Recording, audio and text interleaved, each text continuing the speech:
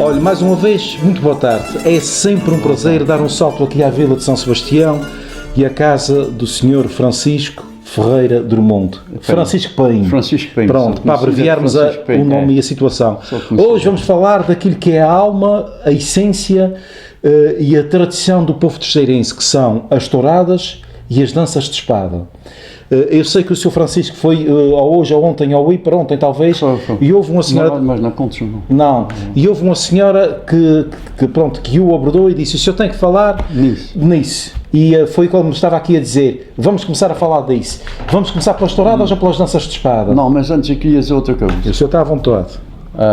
Na última conversa que a gente tivemos, eu falei de cantigas e cantadores. Sim, senhor. E quando falei de cantigas, aqui o amigo que lhe diverte perguntou-me se as desgarradas de continente correspondiam às cantigas ao desafio aqui na Ilha Terceira. É verdade. E eu respondi-lhe, o sentido era o mesmo, mas não era bem a mesma coisa, porque as cantigas ao desafio, porque as velhas e desgarradas aqui não têm regras nem têm assunto. Sim, senhor. E eu depois acrescentei, está muito bom para o Bruno Oliveira, que ele quando canta, que ele é mestre nas velhas e desgarradas, mas nas cantigas ao desafio ele faz muita vez às regras. Sim, senhor. Mas logo de seguida eu falei que todos os cantadores sabiam as redondilhas, que é a forma, são a regra de fazer cantigas. Exatamente. E quem foge à regra, foge à lei, e quem foge à lei comete um erro. E é aqui que aparecem erros, tais como os chavões, as gafes, as cantigas de parteleira, as palavras de encosto, os desvios, palavras a mais, troca de letras, para além de outros erros. Esses são os erros mais frequentes que a gente ouve nas nossas cantaroias. Sim, senhor. E até dei exemplo, eu fui buscar o Bravo dos Cotos e o Charrua, que cantavam e também às vezes tinham erros, mas emendavam-se um ao outro. Hoje é ao contrário.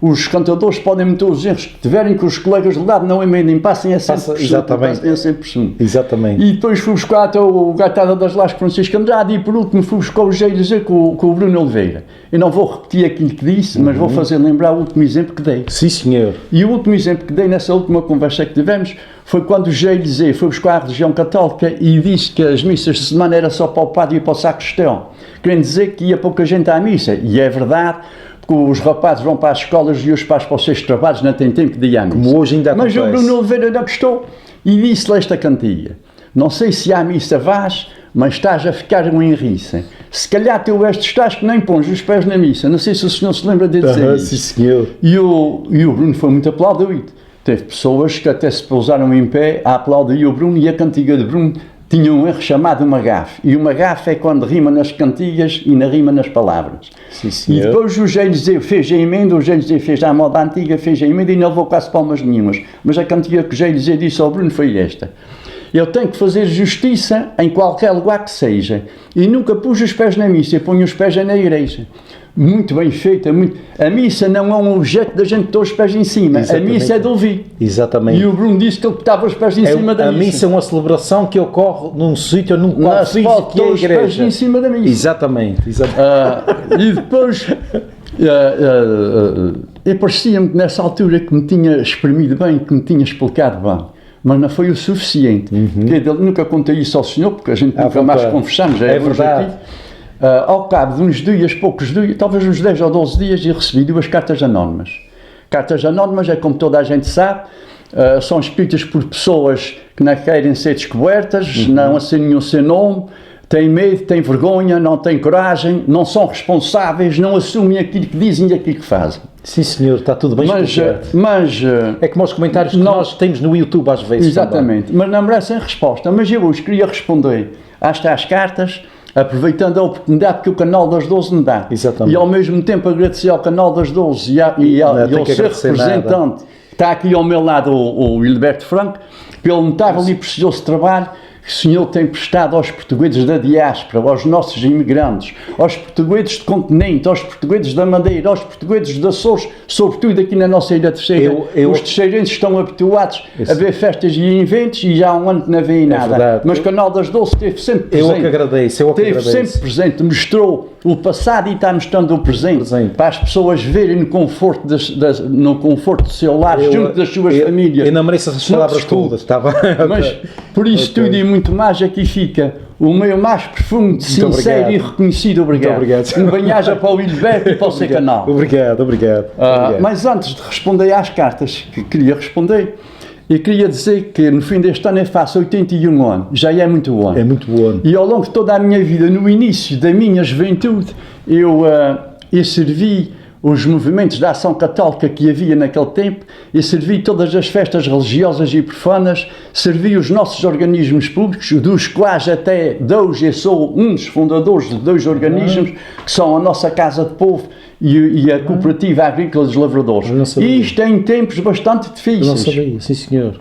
Quero eu dizer que passei por essas coisas todas sem nunca ter recebido cartas anónimas. Sim, senhor. Também tenho que dizer a verdade que as cartas que recebi não me trataram mal. Exatamente. Não me trataram mal. Vinham escritas como artigo de opinião. Sim, senhor. E então, na opinião da primeira carta que recebi do portador dela, ou do gajo que a escreveu, dizia que o cantador Bruno Oliveira era o maior cantador dos Açores, que nunca fugia às regras, nunca fugia ao assunto, nem virava a cara a cantador nenhum dos Açores.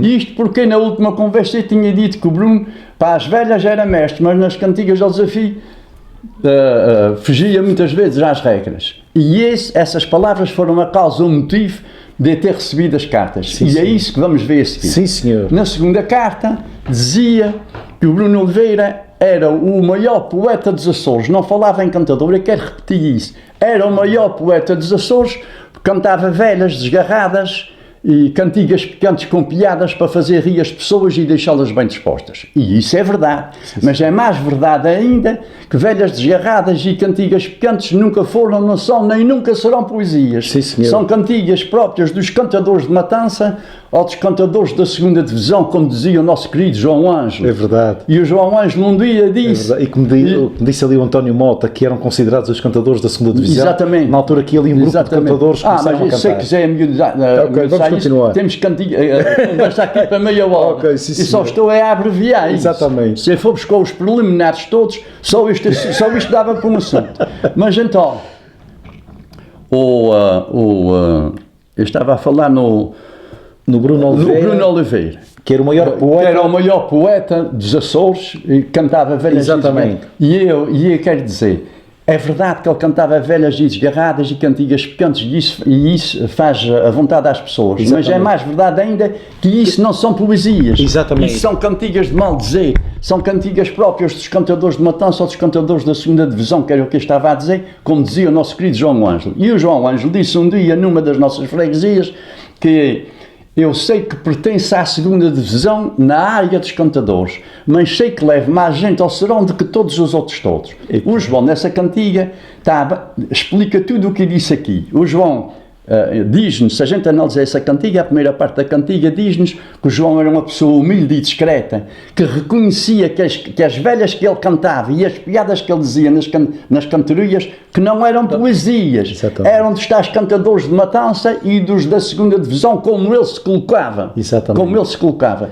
Essas cantigas não eram cantigas de palco. Não eram cantigas de palco nem de coreto, porque as cantigas de palco antigamente exigiam mais respeito, e eu vou explicar porquê.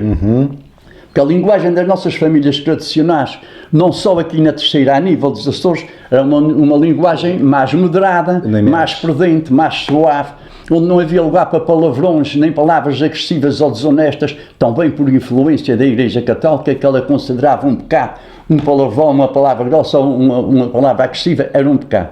Por essas razões, e também, como toda a gente sabe, os pais não davam a confiança aos filhos a falar em sexo, nem a rir, nem a brincar, nem por diante, nem por trás. Mas os pais, naquele tempo, as raparigas iam às festas e eventos, mas iam sempre acompanhadas com um elemento da família. É uma realidade. E quando era nas cantorias, que é o caso que estamos a falar, os pais levavam as filhas na sua frente e os filhos menores, os maioridades, estavam à vontade. E quando chegavam ao terreiro, à praça ou ao lar, As filhas sentavam-se na sua frente e se tivesse lugar os irmãos mais novos sentavam-se ao lado das filhas e se não tivesse lugar os filhos ficavam ao lado dos pais atrás das filhas. A maior parte, não quer dizer que eram todos assim, exatamente, mas eram os casais, a maior parte era assim. E isto quer dizer que essas famílias, se tinham uma linguagem moderada, se não usavam essas palavras agressivas ou palavras grosseiras, se não usavam na família, em casa também não as queriam vir em cima de colete ao palco. Sim, senhor. Por isso as pessoas naquele tempo não gostavam de ouvir essas cantigas picantes, não gostavam de ouvir em cima dos coletes e palcos. Por isso é que elas eram nas matanças, nas farras, nas tascas, em casas particulares ou num convívio de amigos. Por isso é que não se cantava em cima de coito. E então, eu vou dar um exemplo que há 60 anos, sempre a respeito das pessoas não gostarem das cantigas picantes em cima dos coitos. Há 60 anos eu estava na tropa e tive um ano no continente e tive ano e meio no BI-17.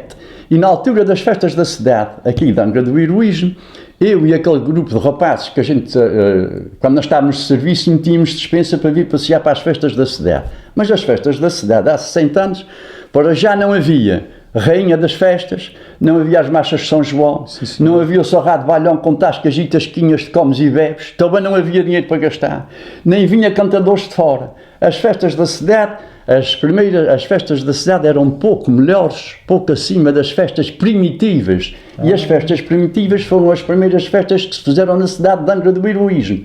O meu avô contava, que ouvia contar ao avô dele, e à mãe do meu avô, que foi professora há 150 ou 160 anos atrás, a mãe do meu avô contava ao meu avô e o avô do meu avô contava ao meu avô e o meu avô contava-me a mim, que é isso que eu vou dizer agora. Sim, senhor. As festas primitivas da cidade, as primeiras, primitivas quer dizer as primeiras. Exatamente. As primeiras festas que se fizeram na cidade contavam-me ao meu avô, que foi no dia 12 de março de 1622. Naquela altura, o Portugal estava a ser governado pelos reis de Espanha. Portugal tinha perdido a independência na Batalha de Alcântara a 4 de agosto de 1580. Perdeu a independência, automaticamente Portugal passou a ser uma província, uma colónia de Espanha. E o primeiro rei espanhol a governar Portugal foi o Filipe I o Prudente, que governou Portugal, 18 anos. Depois veio Filipe II, que governou Portugal 23 anos. Depois veio Filipe III o Grande, que governou Portugal 19 anos. Esses anos são 60 não é quase, são 60 anos que os espanhóis governaram Portugal. Mas a Ilha Terceira foi só 57 anos. Porque a Ilha Terceira não aderia à causa espanhola. A Ilha Terceira não queria, queria ser governada pelos reis espanhóis. E quando o nosso rei, Dom António Prior de Croate, que foi vencido na tal batalha de Alcântara, foi vencido lá, não podia estar em Portugal, fugir para a França, mas fugir para a França com um grande grupo de soldados que o acompanharam. Depois de estar na França, ele pediu auxílio à Inglaterra, e naquela altura, na Inglaterra e na França, como ainda hoje, há muitos imigrantes portugueses. E os filhos desses imigrantes e as gentes mais novas ofereceram-se voluntários para combater, para ver se restauravam a independência de Portugal. E os ingleses e os soldados ingleses e os civis voluntários juntaram-se só aos soldados que estavam na França e aos voluntários, porque na França ainda tinha mais voluntários, que tinha mais gente, mais imigrantes que eu tinha na Inglaterra. Fizeram um exército e vieram refugiar-se na Ilha Terceira. Pá, que interessante. Isto é muito interessante. Vieram refugiar-se na Ilha Terceira e o chefe dessas tropas era o capitão Ciprião de Figueiredo. Que era o chefe dessas tropas. E quem sustentava isso tinha as suas coisas. Não era a Ilha Terceira, que ela não tinha postos para isso. Quem sustentava essas tropas era a heroica senhora Dona Violante da Silva de Conte, que nasceu na casa do Sport Clube Lusitano, ao cá por cima da Rua da Sé. Essa senhora era a mulher mais rica de Portugal e era uma das mais ricas da Europa. E ela teve a coragem, fez um ato heroico, pegou na sua fortuna e ofereceu ao rei para questionar as despesas das tropas e as outras despesas aderentes, para ver se ele reunia mais gente e podia reconquistar a independência de Portugal. Isso é um ato heróico, isso é um ato de coragem, isso é um ato de civismo, isso é que é ser português de raiz, isto é que é ser português terceirense de alma e coração. É verdade. Não, acima disso não há nada. É verdade. Mas então as pessoas aqui da Ilha Terceira, principalmente nas freguesias rurais, viviam nervosas e assustadas. Isto porque toda a gente sabia que a Espanha vinha atacar Portugal. Não se sabia atacar a Ilha Terceira. Não se sabia era por onde e quando. E então as pessoas das freguesias juntavam-se e pediam aos regedores, o senhor sabe o que eram os regedores acabou-se, foi agora com o 25 de Abril. Exatamente. Os regedores, para quem não sabe, para os mais novos, e tenho certeza que eles não sabem, o regedor é a autoridade máxima de cada freguesia, é o representante do povo de cada freguesia. E então o povo das freguesias... Que equivale mais ou menos ao que é hoje o presidente da... Não, é acima do presidente da Junta. Eu ainda me lembro de ter aqui, eu ainda apanhei 2 regedores aqui em São Sebastião. Mas quando vinha um ministro qualquer, uma pessoa de fora qualquer, quem ia receber o ministro não era a Junta de Freguesia, nem qualquer um organismo. Era o regedor da freguesia, esse é que era o representante do povo. E tinha a ideia que era tipo representante da coisa. Pois hoje é a Junta, como você está a dizer, mas antigamente não era a Junta estava abaixo do regedor. A autonomia de hoje não é tanto como era se calhar a autonomia que eles tinham no não, passado. Os regedores do passado, no princípio, esses tinham uma força quase do Presidente da Câmara. É verdade. Abaixo do Presidente da Câmara, eles é que mandavam na freguesia. É verdade. Sim, antigamente era assim. É verdade. Mas hoje já é diferente. E então, os regedores foram pedir ao chefe das tropas que estava aqui na Terceira, que era o Ciprião Figueiredo, para eles mandarem uma dúzia ou 2 de soldados ou mais, conforme as tropas que ele entendesse, para cada freguesia, para vigiarem a área à beira-mar de cada freguesia, à volta de todas as freguesias da Ilha Terceira. De forma a não sermos apanhados desprevenidos. Exatamente. Sim, olha, o senhor está-me atrás palavras, diz quem é discreto, meia palavra abaixo, o senhor já está a dizer isso, e é exatamente isso. E eles tinham que, as pessoas pediam aos regedores para eles pedirem ao Ciprião Figueiredo que ele ensaiasse os soldados, que os ensaiasse, que eles estivessem preparados para comunicarem entre si e através de sinais secretos, usando a senha e contra-senha como a gente faz hoje na tropa. Sim, senhor. E então, eles, por exemplo, vinham para uma freguesia de norte, por exemplo, para o Raminho passava a notícia aos altares, os altares à outra freguesia, e dentro de 20 minutos, meia hora ao máximo, toda a gente na ilha já sabia. E a maior parte das tropas, o Ciprião Figueiredo consentiu. Exatamente. Pôs um grupo de soldados, não sei quantos, mas pôs um grupo de soldados em cada freguesia. Grupos pequenos, de 1 a 2 ou 2 de soldados. E as tropas, a maior parte das tropas era na cidade de Angra. A maior parte estava lá, mas não era muito a maior parte. Porque aqui em São Sebastião tinha 3 ou 4 companhias de soldados.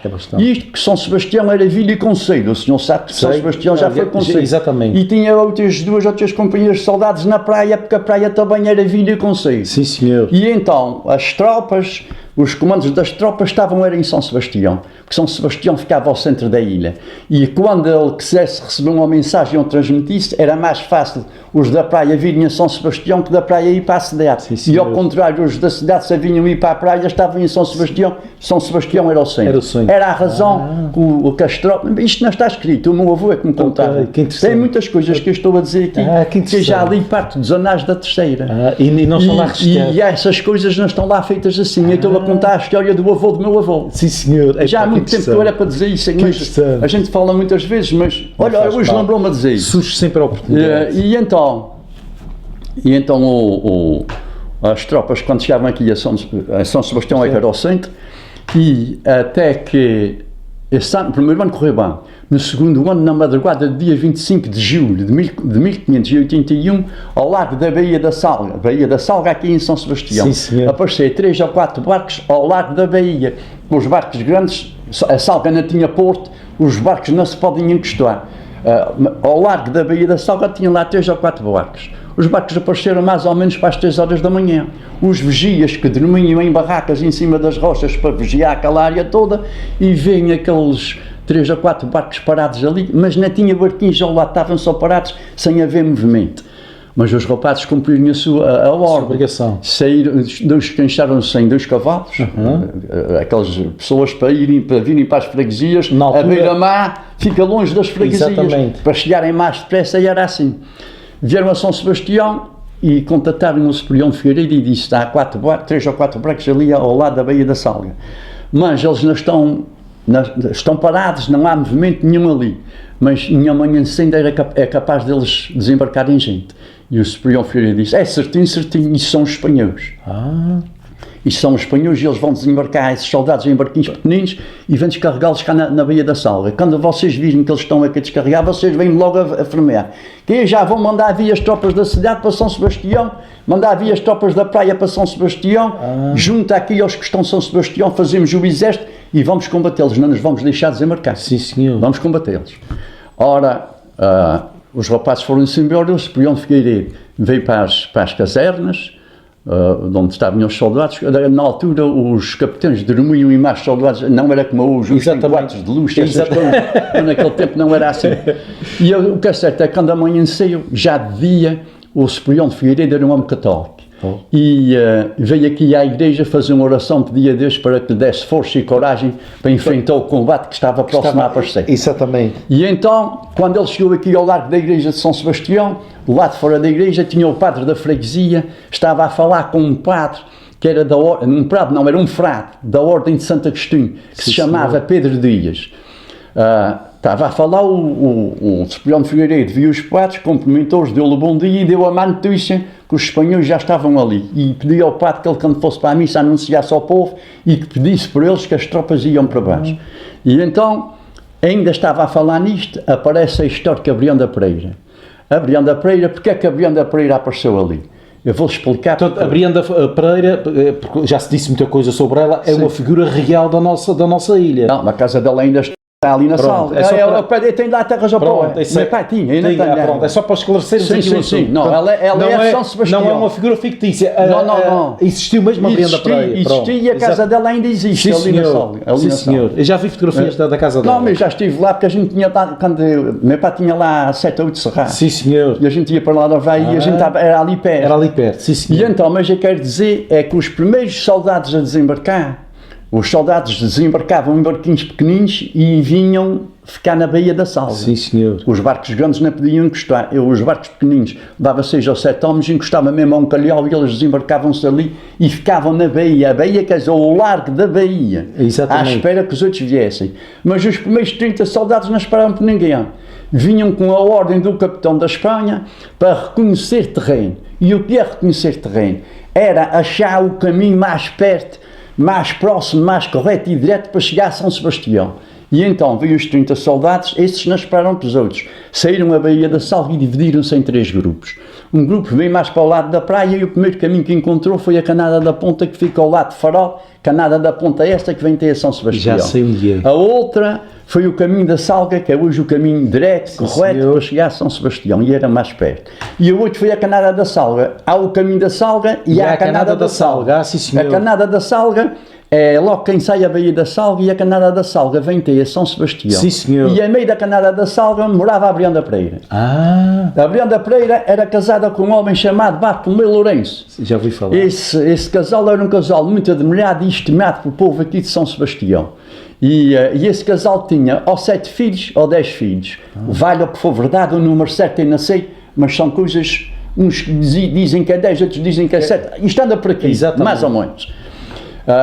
E os rapazes, quando chegaram, os soldados, eram 10 soldados, eram 30 divididos em 3 grupos. Foi 10 para cada um. Isto é teórico. Exatamente. E então, quando chegarem ao pé da casa da Brianda, virem que naquele tempo era uma casa de luz. Hoje não vale nada, mas naquele tempo era uma casa de isto aqui é gente rica que está a morar aqui. E tiveram ali a falar e a ver a beleza da paisagem. O Bartolomeu Lourenço, que era o marido da Brianda Pereira, ou já estava acordado ou acordou com o barulho falatório de lado fora da porta, porque a casa dela fica mesmo apegada à Canada da Salga. E há a portada da janela que meia tem, isto é uma casa antiga ainda, e há portadas das janelas. E estas portadas eu é que tirei, mas havia trancas de trás dessas portadas. Se vierem, se derem uma pedrada, aí parte nos vidros, mas a porta. É verdade. E a casa da Brianda era assim. Homem, já estive lá, então alguma. Várias vezes. Em rapaz é que eu ia lá mais vezes, eu agora já não vou para lá. E então o Bartolomeu Lourenço abria uma greta das portadas da janela e olha para baixo e vê aquele grupo de soldados. E no mesmo instante há um soldado que saiu do grupo, foi direito a uma das portas da casa da Brianda e empurrou a porta a ver se a porta estava segura. E disse, isto não são soldados portugueses, isto são os espanhóis que estão a desembarcar e é aqui na Baía da Salga, não tem outro lugar, porque o lugar mais apropriado é aqui na Baía da Salga. chama os filhos e a mulher e disse à Brianda, à sua esposa: ó Brianda, tenho aqui no lado de fora um grupo de soldados e são espanhóis. E um deles já veio experimentar a nossa porta. São espanhóis de certeza. A gente não tem tempo para falar. Eu vou ficar atrás, é mais os 2 filhos mais velhos, para reforçar as portas e janelas, para oferecer mais resistência aos castelhanos. E tu vais sair, já que os nossos filhos mais pequenos, para a porta das traseiras, que dá para a casa de alfaias agrícolas, e da casa de alfaias agrícolas tem o nosso pomar, entras no pomar e depois sobes ao nosso cerrado mais alto, 10 ou 12 graus, para chegares ao cerrado alto. De cerrado alto, veja a Baía da Salva e tu vais ver de certeza os soldados a sair dos barcos grandes para os barcos pequeninos e eles estão a vir para a Baía da Salva. É de certeza que é isto. Mas não me venhas dizer nada, o que viste, vá-te embora e vai avisar as tropas de São Sebastião. E foi isso que a Brianda Pereira fez. Veio mais os filhos, quando chegou a São Sebastião, encontrou os padres a falar com o Cipriano de Figueiredo.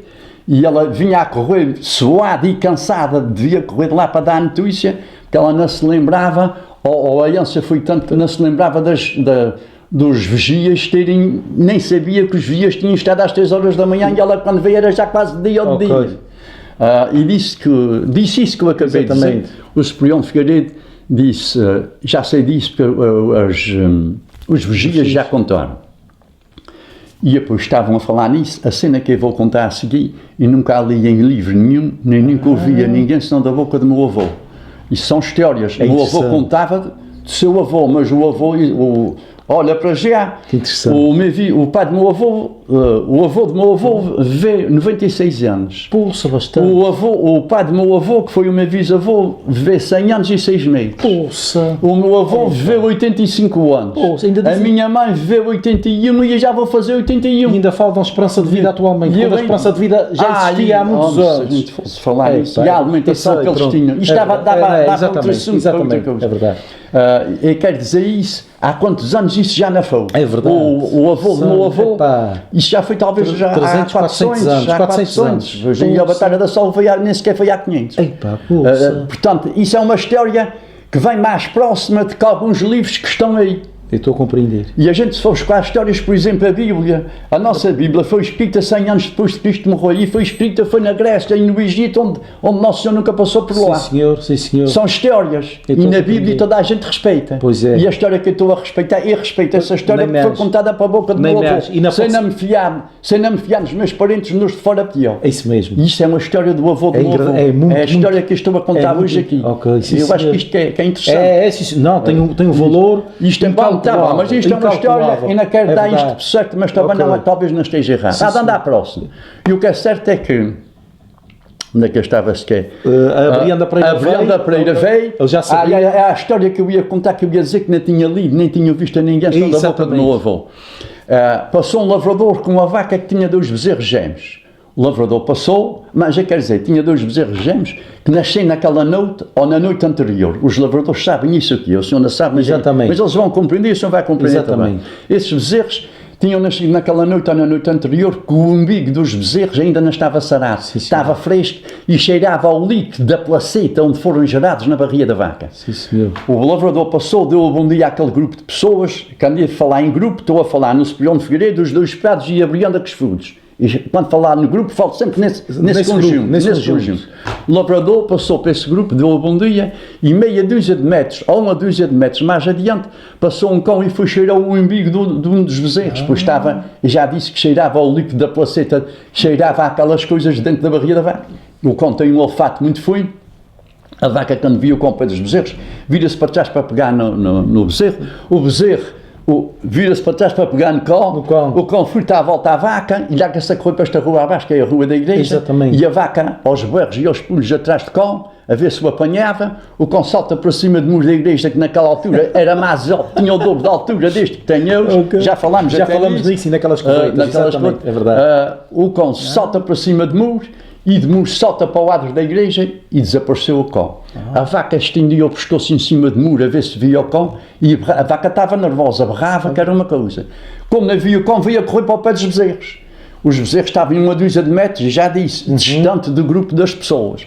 A vaca chegou ao pé dos bezerros, travou, ficou parada ali, mas a vaca tremia, berrava e começou a rapar com as 2 mãos no chão, nenhum touro na fonte, quando é nas festas de verão. Sim, senhor. Sim, senhor. E a vaca, daquela maneira, o dono via, esta vaca bem descontrolada. A vaca vem descontrolada e virou-se para aquele grupo e disse: vocês não se mexem nem saem daí, senão essa vaca pega. E pegou nos bezerros, pôs os bezerros bem na cara da vaca, bem na frente da vaca.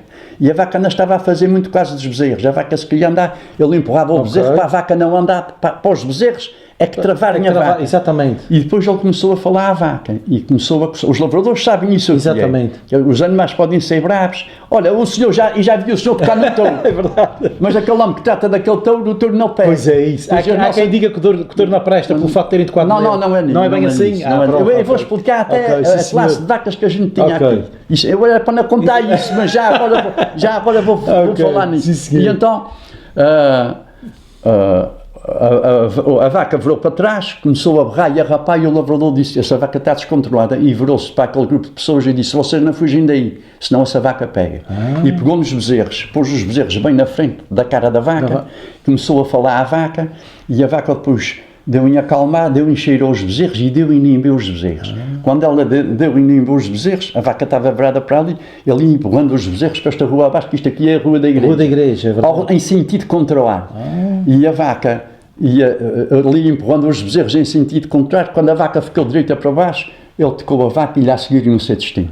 Depois desta cena, o frade Pedro Dias virou-se para o superior de Figueiredo e disse: aquela vaca não matou aquele cão porque não o apanhou, mas vontade ela tinha.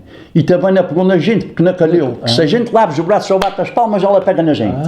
Porquê é que não se vai buscar alguns touros que tem aqui acima de São Sebastião, 4 ou 5 quilómetros, e a gente juntava aqueles touros e juntava um grupo de vacas todas perto do caminho da Salga e fazíamos uma grande manada de gado, e os soldados estão lá à espera que os últimos venham, estão lá em grupos, estão desarmados e distraídos, a gente metia aquele gado para dentro, dava cabo daqueles soldados, mesmo que matasse metade, já era menos para as nossas tropas. É verdade. Já era menos para... Isto não está contado assim, eu ainda não estou a contar bem miúdo. O Superior Figueiredo não pensou duas vezes. É isso que vou fazer. Os soldados já estavam, os que estavam na vida estavam aqui, e a praia e a cidade estavam próximos a chegar aqui. Mas eu estou a falar só dos soldados que estavam Exatamente. aqui. O Superior Figueiredo discrimina um grupo de soldados e disse: vocês vão ir mais nos civis a cavalos com os teus, estão 4 ou 5 km, ainda estou a dar exatamente. Aqui acima de São Sebastião. Mais coisa, menos coisa. Vão trazer esses touros e a gente vamos juntar, e depois o 8 grupo vai bater à porta de todos os lavradores e traga os lavradores e os filhos para ir buscar as suas vacas, os soldados e mais os civis, que era para os civis, os donos das vacas, não deixarem ficar vacas atrás. Sim, era para ir todo ao gado, porque as lavouras naquele tempo eram lavouras de subsistência, só davam 2, 3 vacas cada lavoura. É isso mesmo, E depois os soldados iam para os lavradores na fiqueira e tinham ordem de capitão: todas as vacas, seja de João, de António ou Joaquim, todas as vacas que estiverem próximas, quer tenha donos, quem não tenha, vem tudo para o caminho da sal. E foi esse gado que foi para o caminho da sal. Mas tem aqui uma nota que eu quero referir, que me parece assim importante: é que as vacas eram todas igual àquela vaca que quis pegar no cão e não pegou nos outros, que não calhou. Eram traçadas de estouros. E porquê é que eram traçadas de estouros? Aquela vaca brava. Eram traçadas de estouros porque os estouros foram colocados aqui quase por engano. Os portugueses descobriram nos Açores. Eu já disse, eu só vou fazer uma coisa mesmo muito rápida, isto é uma conversa. Essa história é muito engraçada, eu já ouvi essa história. Não é, mas é verdade. Não sei se sabes que os teus estavam em Faro para Santa Maria, depois é que vieram para aqui. Sei, mas isso eu conto, eu já sei, isso eu conto. Isso eu conto que isto tem que ficar registrado. Não, mas o que é certo é que as ilhas foram descobertas. A primeira ilha foi de Santa Maria a 15 de agosto de 1432. Exatamente. No ano a seguir foi a de São Miguel. Dali a 10 anos ou 12 foi a ilha Terceira descoberta por Vicente de Lagos a 26 de julho de 1445. Daí o nome de Terceira. Em 1446 foi a ilha de São Jorge descoberta por Diogo Silves. Há 2 Diogos, há o Diogo Silves e o Diogo Gomes. Exatamente. O Diogo Silves descobriu São Jorge, Pico, Faial e Graciosos, e o Diogo Gomes descobriu as Flores e Corvo em 1499. Sim, senhor. E eles, quando descobriram as ilhas dos Açores, botaram gado em todas as ilhas. Descobriram, e depois, ao cabo de uns meses ou um ano, botavam gado. Eu até já disse que era gado de porte pequeno, que era ovelhas, cabras, porcos, galinhas. Botavam todas as classes de gado em todas as ilhas. E na Ilha Terceira, quando fui para vir o gado para a Ilha Terceira, houve era para vir, por exemplo, gado para 3 barcos. Os barcos lá bem pouco goa. Exatamente. Mas naquele dia só veio gado para 2, não tinha gado manso. E o infante Dom Henrique disse: não tem gado manso, vais levar gado bravo para a Ilha Terceira.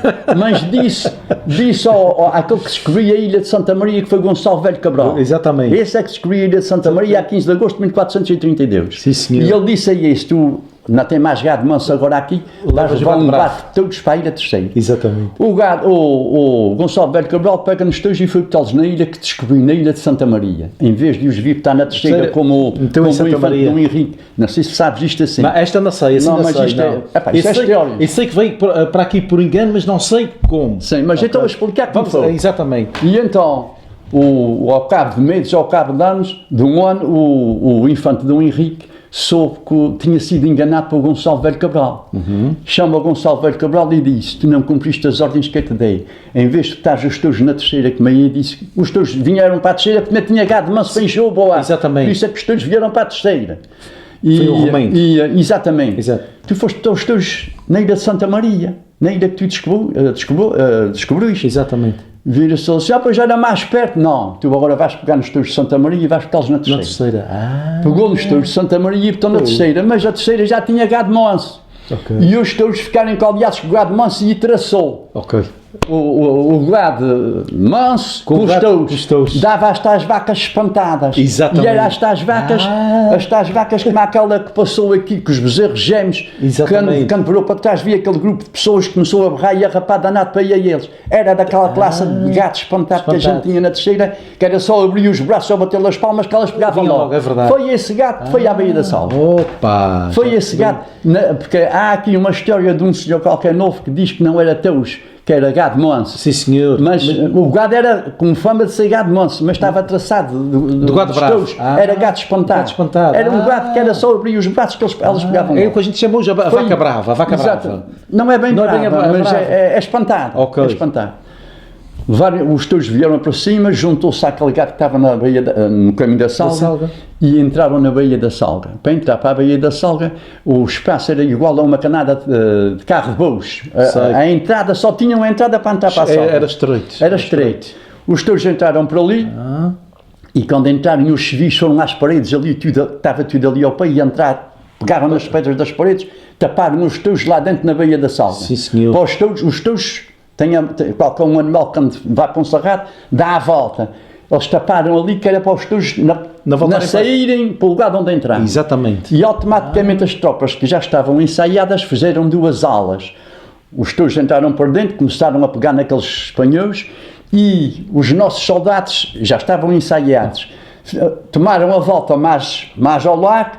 A Baía da Salga é redonda, por exemplo, faz de contas que é essa mesa, e 15 metros a 20 é que estavam duas alas, uma de um lado, a outra do outro e a outra atrás. Os soldados dos nossos soldados. Os espanhóis só podiam fugir, era para o mar. Estavam cercados de tropas portuguesas de todos os lados. Mas as tropas estavam distantes 15 a 20 metros, mais ou menos. Contava-me o meu avô, exatamente, dizer lá aos outros. E então os civis que foram, não estavam na linha da frente, estavam atrás e ajuntavam nos cascalhos que tinha ali ao pé daquelas pedras grandes, os cascalhos mais miúdos, e se vinha uma vaca, que as vacas, por exemplo, estavam lá dentro da Baía da Salga, e se vinha uma vaca a correr atrás de um espanhol para o pegar, o espanhol que a vinha era para o pé dos portugueses. Os portugueses que as pedras que tinham lá, os portugueses estavam preparados com arpões, com espadas, facas e katanas e ganchos. Naquele tempo era muito usado e não vou a medida de dano, com isso não é nascer mais daqui. Quando a vaca vinha, por exemplo, atrás de um que vinha próximo dos portugueses, os portugueses apedrejavam a vaca de uma tal maneira que a vaca brava para trás e o espanhol caía morto com as pedradas. Não deixavam os espanhóis aproximarem-se. Mas para o fim faltou as pedras. Houve ali um descuido e houve aqueles touros mais velhos e mais ruins, claro que esses é que são touros, vinham atrás dos castelhanos e passavam por cima dos portugueses e houve mortos. A história não fala nos mortos, mas o meu avô fala nos mortos e eu vou falar mais adiante. Para reduzir a minha conversa, a guerra durou só 2 horas ou pouco mais de 2 horas. Quando não tinha ninguém em pé na Baía da Salga, quase nada. Quando não tinha ninguém, não, meu avô contava-me que ouvia dizer que os espanhóis eram ou 1.800 ou 2.800 homens. Ainda era muita gente. E a gente aqui havia ter mais ou menos a mesma coisa que os soldados da Espanha, da Inglaterra e da França. E os voluntários, talvez até tivesse mais. Esse número desses eu não sei. Exatamente. Agora dos espanhóis, eles contaram os mortos. E meu avô dizia-me que o avô que dizia, eu agora não sei qual é o número. Sim. Se era 1800, se era 2800, mas anda para aqui. Ainda era bastante. Caíram ali no Largo da Salga, aquele largo é um largo pequeno. É verdade, é bastante. E agora ali, e o gado era 150 a 200 cabeças de gato, todos vacas e vacas mansas. Para dar cabo daquilo tudo. Mas isso enchia a baía da Salga. Hoje um lavrador tem essas cabeças de gato. É verdade. Mas aqui há anos não era assim. Eu sei que antigamente as lavouras eram três pequenas. vacas, era lavouras subsistentes. Eram subsistentes. Eu tenho falado com pessoas, pronto, que têm lavoura que na Olha, reduzia a minha conversa. Já não tinha ninguém de pé,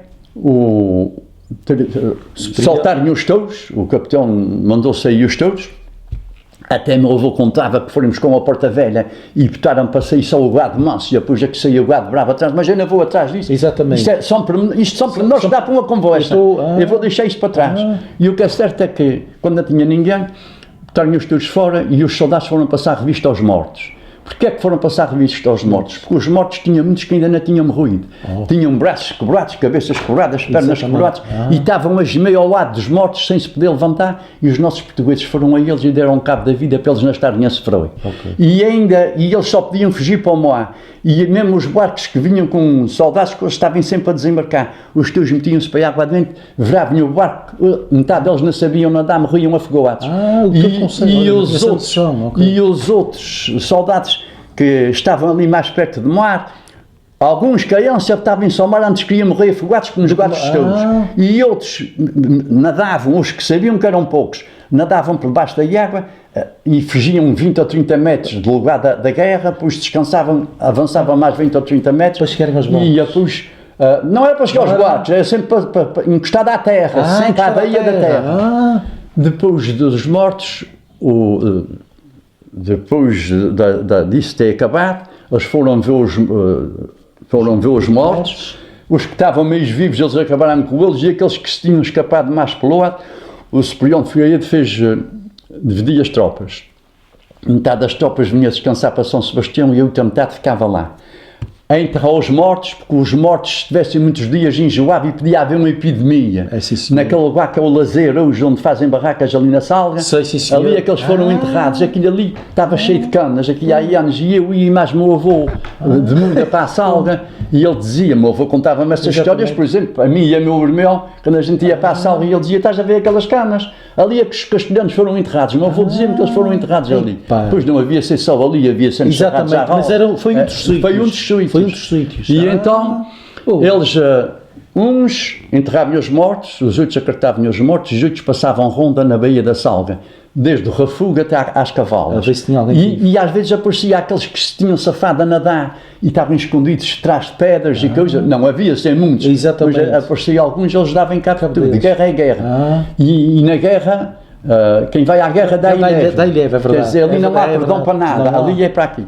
Depois disso, uma parte veio descansar para São Sebastião, a outra ficou a fazer esses serviços, e quando foi em meia tarde, os soldados que vieram descansar foram substituir os outros nos seus trabalhos. E quando foram para baixo, levaram um grupo de curiosos aqui de São Sebastião que ainda tinham estado na guerra, mas queriam ver os mortos. E levaram aquelas famílias, aqueles pais que tinham 2, 3 filhos e foram buscar as vacas e ajudar a levar as vacas para a baía da Salga.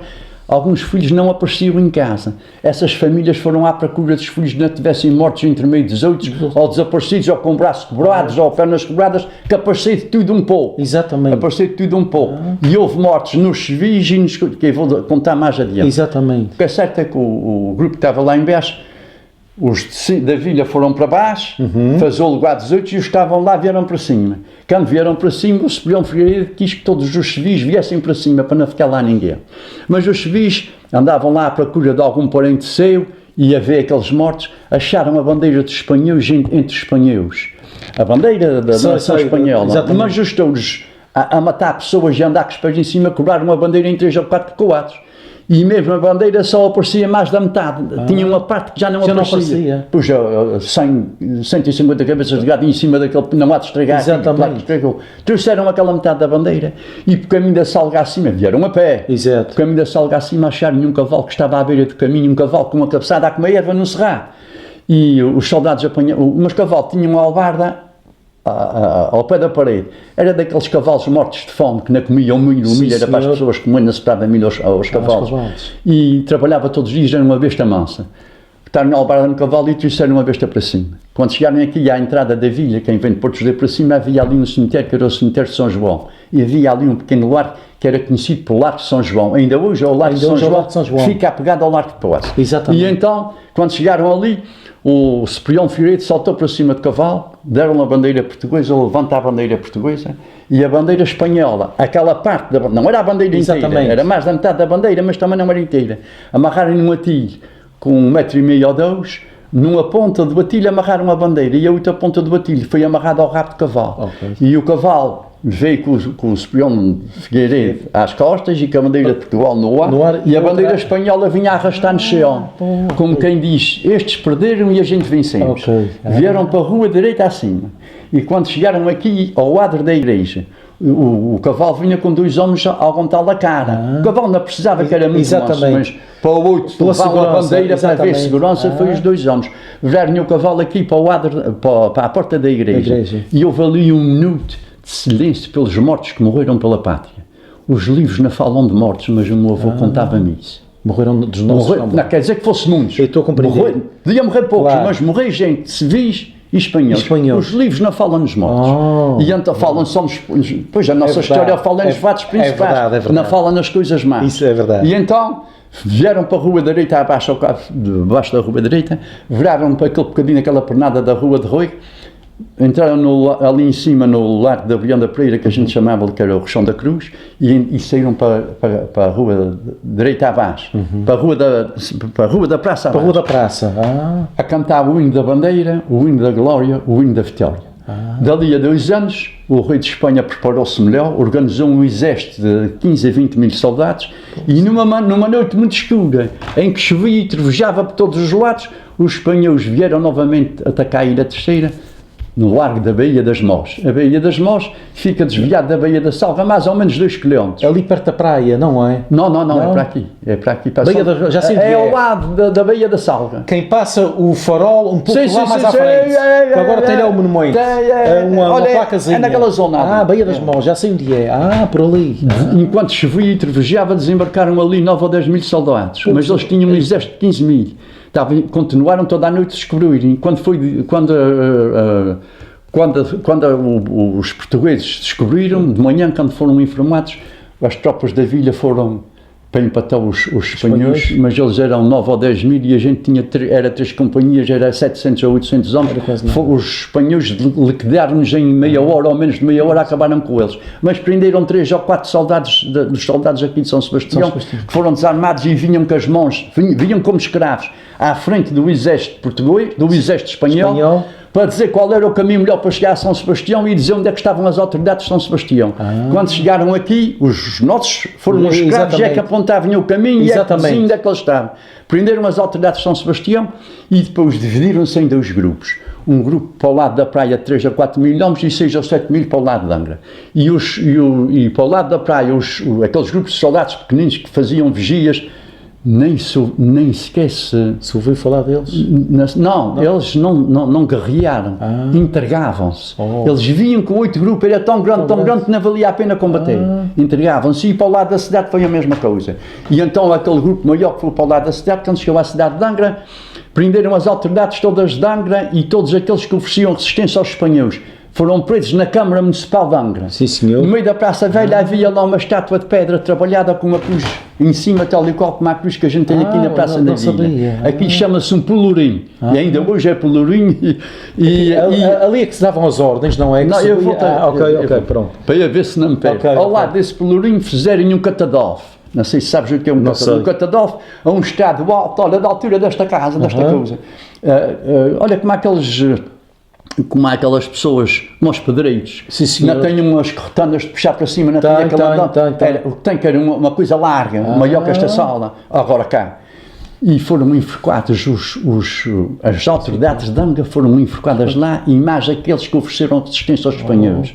E quando as nossas autoridades iam a caminho de suplício, iam a caminho da morte, os filhos, parentes, vizinhos e amigos iam reclamar para eles não serem enforcados, e até tinha pessoas que se ofereciam para morrer no lugar dos outros. Os espanhóis não tinham dó nem piedade, eram lá centenas. Exatamente. Como não tinha lugar para enforcar todos, cortavam a cabeça. Foram degolados que os espanhóis tinham espadas, facas e katanas. Cortavam a cabeça, e o meu avô contava que tinha corpos que davam uma talhada ou duas, andavam uma passada ou duas sem a cabeça presa ao pescoço. Foi uma morte carnecida. Mas eu agora vou deixar essa parte para trás, porque aqui ia dizer mais coisas. Eu estou a falar depressa para ver se digo muito. Não, mas não há problema. Não gostas de estar muito tempo aqui? Não é na questão. Mas se não é tudo para hoje, a gente divide. Não, mas eu tinha que gostei porque isto está a caminho. Isto está na mesma linha. Não, e não é questão de... O que é certo é que vou falar de São Sebastião, que também houve forca aqui em São Sebastião. Exatamente. E a canada da forca, a forca aqui em São Sebastião, numa canada que ainda hoje tem o nome da canada da forca. Essa canada fica apegada aqui à nossa casa de povo. É apegada, de onde tem ali umas casas. Sim, mas aqui há anos nem tinha casa de povo, nem tinha casas ali, que essa casa de povo... Então, ainda estou bem a vender a casa de povo agora, se calhar estou falando. Como é aqui no Largo da Fonte, de onde descorres todos. Ok, já acendi a casa de povo. E ao lado dessa casa de povo tinha uma canada de carro de bois, que eu há 60 anos já eu apanhei aqui sem ter casas, nem tinha casa de povo, eu apanhei isso. Com um rapaz de 20 anos eu apanhei bem isso. Era ali à entrada dessa canada, fizeram 2 buracos no chão, à entrada dessa canada, um de cada lado, e prenderam 2 paus de luz desses postes grandes, prenderam 2 paus bem presos no chão, cortaram da cabeça em cima e depois atravessaram em cima dos 2 paus que fez a laia dar.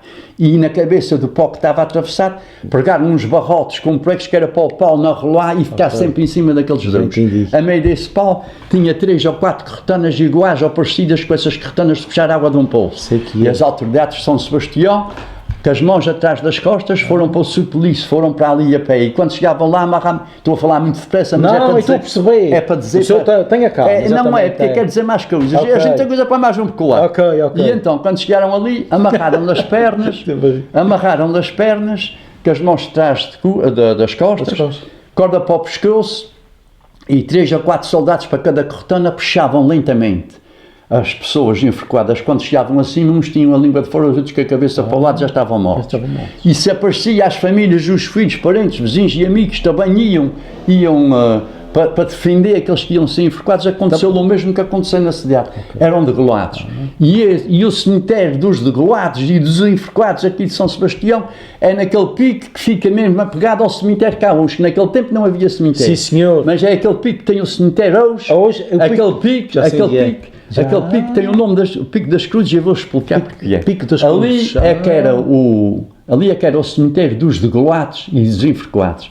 E porque é que era ali? Aquele pico estava cheio de lenha, mas tinha muitos raleiros, muitas clareiras. E, por exemplo, tinha aqui uma clareira, enterravam ali, faziam 2 ou 3 covas. 30 metros mais ao lado tinha 8 raleiros, 8 clareira, fazia-se mais 2 ou 3 covas. Mais adiante tinha mais 20 metros, quer dizer, eles não faziam as covas. Não era cemitério, era um moato.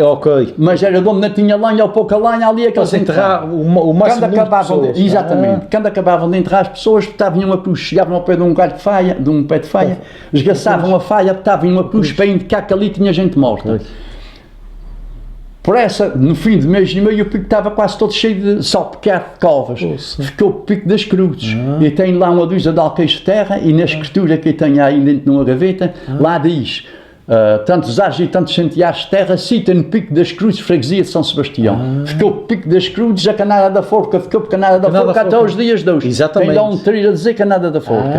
E o Pico da Maria Vieira, que a Maria Vieira morreu há 81 anos. Sim, senhor. Antes da Maria Vieira, aquele pico tinha um nome muito feio, que era o Pico dos Cornos. E porquê é que era o Pico dos Cornos? Eu vou explicar, tenho que andar depressa porque tem muita história para contar. Não faz mal. Ainda temos. Já estamos há 1 hora. Ficamos pelo Pico dos Cornos, porque os espanhóis, quando tomaram em conta aqui da Ilha Terceira, em 1500, nessa altura de haver esses enforcamentos, exatamente. Eles botaram vigias em cima de todos os picos à beira-mar da nossa ilha. Sim, senhor. Aqui na nossa freguesia foi o Pico da Maria Vieira, estava ali mais à beira-mar, botaram lá um posto de vigia. Esse posto de vigia era para vigiar os piratas de mar e os barcos de guerra que se encostavam às nossas costas.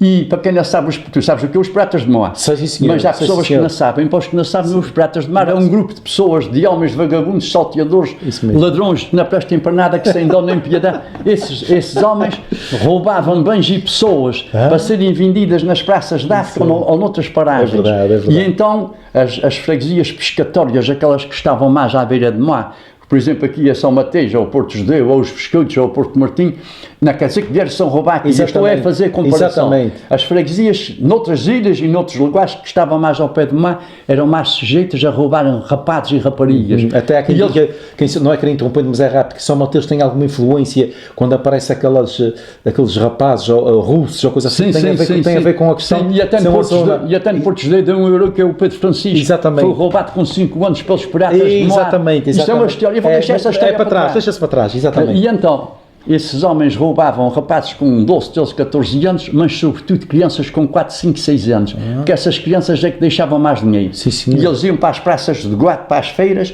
e ao fundo de uma feira ou de uma praça de guate, como a gente diz aqui, havia uma cerca rodeada de grades de ferro, que tinha o nome, era a cascata dos escravos. Era ali que os escravos estavam para ser vendidos. E, por exemplo, casais que não tinham família, como ainda hoje acontece, não tinham filhos, chegavam ali e compravam uma criança ou duas, conforme aquilo que quisessem. E se as crianças eram inteligentes, é que o ser humano também tem amor. Exatamente. Eles compravam aquelas crianças, mas não eram pais adotivos, aquilo era propriedade deles. É muito diferente de ser pais adotivos. Os pais adotivos, se os filhos na samanharem vão-se embora, agora eles, aquilo era propriedade deles, como é um boi, um cão, um gato, uma coisa assim. E então, se eles eram inteligentes, alguns davam estudo e chegavam a professores e engenheiros, bem poucos, mas alguns chegavam. E quando eles tiravam o seu curso, os pais adotivos pagavam-lhe um tanto ao governo, pagavam a liberdade, pagavam o direito de eles serem livres. Já entendi. E então casavam com quem quisesse, porque os escravos só podiam casar com escravos, não podiam casar com as outras pessoas de fora. A liberdade na altura chamava-se a Carta de Alforria, lá fora não é no nosso país. Mas ainda hoje há escravos aí por fora. E então eles eram livres. E os outros rapazes que não tinham estudo, mas eram inteligentes e eram bons, e os pais adotivos gostavam dele, quando eles chegavam à idade de casar, com 20 anos, mais coisa, menos coisa, eles também compravam o direito à liberdade para eles casarem com quem quisessem. E foi os filhos destes, e foram estes, os primeiros a lutar contra a escravidão. Eu tenho mais para dizer, mas essa vai ficar atrás. E voltando a São Sebastião, o pico da Maria Vieira, que era o pico de vigia dos piratas de mar, e fui buscar isso para dizer os piratas de mar. Exatamente. Era constituído por 4 elementos. Era 2 soldados espanhóis e 2 civis chefes de família aqui de São Sebastião. Então me referi só a São Sebastião. Só São Sebastião. E então era assim. Hoje era nomeado 2 chefes de família da Rua Fria. Amanhã era 2 chefes de família da Rua das Flores. No outro dia era 2 chefes de família da Rua de Rui. No outro dia da Rua da Fonte. No outro dia da Rua da Praça. No outro dia de Rossio. Enfim. Cada dia tinha 2 chefes de família, e os chefes de família eram pessoas que já tinham filhos de 15, 16, 17, 18 anos, mas isso era uma maldade que os espanhóis faziam aos nossos aqui, porque esses já tinham filhos com 15, 16, 17, 18 anos, e enquanto eles estavam lá um dia e uma noite a fazer vigia, a fazer um posto de guarda. Exatamente. E enquanto os chefes de família estavam lá a vigiar os piratas de mar, um grupo de soldados e alguns militares espanhóis graduados, daqueles mais atrevidos, metiam-se sem dó nem piedade, metiam-se na casa dos chefes de família e violavam as mulheres e as filhas. E se tinham filhos, rapazes mais miúdos, fechavam-os dentro num quarto com facas a apontar para eles não se mexeram, para não defenderem as irmãs e a mão. E então, quando era no outro dia, que o chefe de família chegava à casa, via a família toda a chorar e perguntava quem é que morreu, o que é que tinha acontecido. E eles diziam, na verdade, fomos violadas por um grupo de soldados. E o pai virava-se para os filhos, vocês que os virem conhecem, rapazes com 12, 13 anos, já eram uns homenzinhos, se eu os via, conhecem, então vêm vocês em massa. E vinham à casa da guarda, lá ao posto da guarda, e queriam saber quem é que tinha estado lá na casa deles à noite. Que tinham estado a violar as filhas e as mulheres. Mas os soldados que estavam na porta da guarda, aquilo era tudo a mesma coisa, já sabiam o que é que se passava. Apanhavam-nos, amarravam nas mãos atrás das costas, a pais e filhos, canada da forca, que é aqui, canada da forca, foram enforcados ali. Isso aparecia mesmo até às vezes mulheres que iam defender os filhos, iam defender os irmãos, cortavam a cabeça, não foi só homens. E eram enterrados no Pico das Cruzes. Por isso o Pico das Cruzes ficou o Pico das Cruzes, a canada da forca, e o Pico dos Cornos ficou o Pico dos Cornos, porque enquanto os chefes de família vigiavam os pratas de mar, os soldados violavam as mulheres e as filhas. Mas isso durou pouco tempo, foi mais ou menos perto de 2 meses, mais coisa, menos coisa. Depois o rei de Espanha mandou um governador civil para tomar, e 3 juízes para tomarem conta da Ilha Terceira. E de governador civil, mas não era um vice-rei. O nome certo era um homem que vinha mandar em nome do rei, era vice-rei. Mas ele disse, governador civil, foi de propósito, para a linguagem ser mais facilitada, para as pessoas compreenderem melhor. E então esse homem, quando chegou à Ilha Terceira, as violações acabaram, melhorou muito, as mortes, isso acabou tudo. Mas as forcas ainda continuavam, mas só se enfocava lá quem matava o outro. Uma pessoa que voluntariamente matasse outro, não tinha sentença, a sentença já sabia. Até daí é que nasce o adágio popular que diz, quem com ferro mata, com ferro morre. É verdade. Nasceu daí dessa época. E então, eu vou buscar coisas longe. É verdade, bem longe, e o que é impressionante. E o que é certo é que os espanhóis, isto melhorou muito, mas o governador civil, quando veio para aqui, aumentou os impostos. Aumentou para o dobro e em alguns lugares triplicavam. As pessoas só ganhavam coisa para comer e pouco mais. Mas pelo menos já viviam em paz. Exatamente. E depois já não havia violações nem nada disso. Os soldados deram-se a apaixonar para as raparigas da Terceira. E namoravam as raparigas e alguns casavam com as raparigas e tinham filhos. E quando tinham filhos, os pais iam ter com as autoridades espanholas e diziam, eu tenho filhos e eu sou espanhol e quero que os meus filhos tenham o direito iguais aos outros. E isso melhorou muito a situação da nossa ilha. E o meu avô contava-me que ouvia dizer ao avô dele que nos primeiros 4 ou 5 anos, houve casais aqui na Ilha Terceira, ou 395 casais, ou 495 casais que os maridos eram espanhóis. Eram os soldados espanhóis que casavam com as raparigas da Ilha Terceira. Mas casavam com as raparigas da Ilha Terceira. Mas ainda melhorou mais porque a Ilha Terceira estava sentada num ponto geográfico muito importante, que é no meio do Atlântico. É, sim senhor, é verdade. Como era, e isso era um ponto importante naquela altura, mais do que hoje, para a navegação. No abastecimento. Exatamente, estás-me a tirar as palavras da boca. A navegação, as caravelas que iam para a Índia e para o Brasil, passavam aqui, que era para descansarem aqui e abasteceram-se de água e alimentos. E depois, isso fazia mau tempo, abrigavam-se ali ao lado do Monte Brasil, ou noutros montes à volta da ilha. Exatamente. E depois, era um lugar muito importante, o rei espanhol disse isto aqui, é um lugar muito importante. Era e continua a ser. Eu vou melhorar a Ilha Terceira.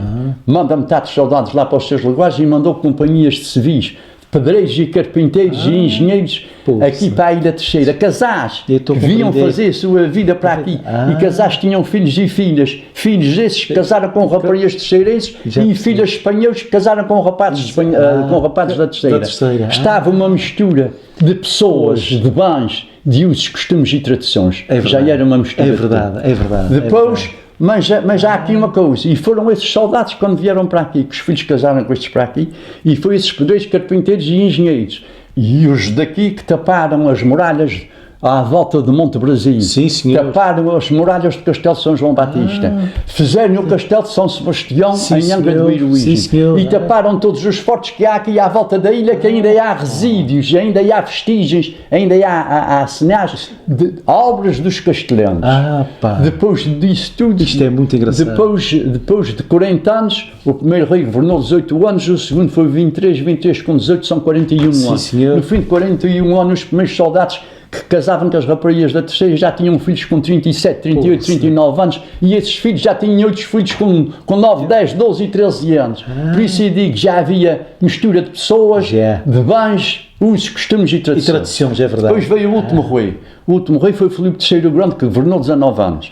Ele principiou a governar no ano de 1621, bem nos fins deste ano. E a 12 de março de 1622, o Papa Gregório, uns dias antes, o Papa Gregório XV anunciou ao rei de Espanha e ao mundo que ia canonizar 2 santos espanhóis, de muita fama, eram os padres jesuítas Santo Inácio de Loyola e São Francisco Xavier, o apóstolo das Índias.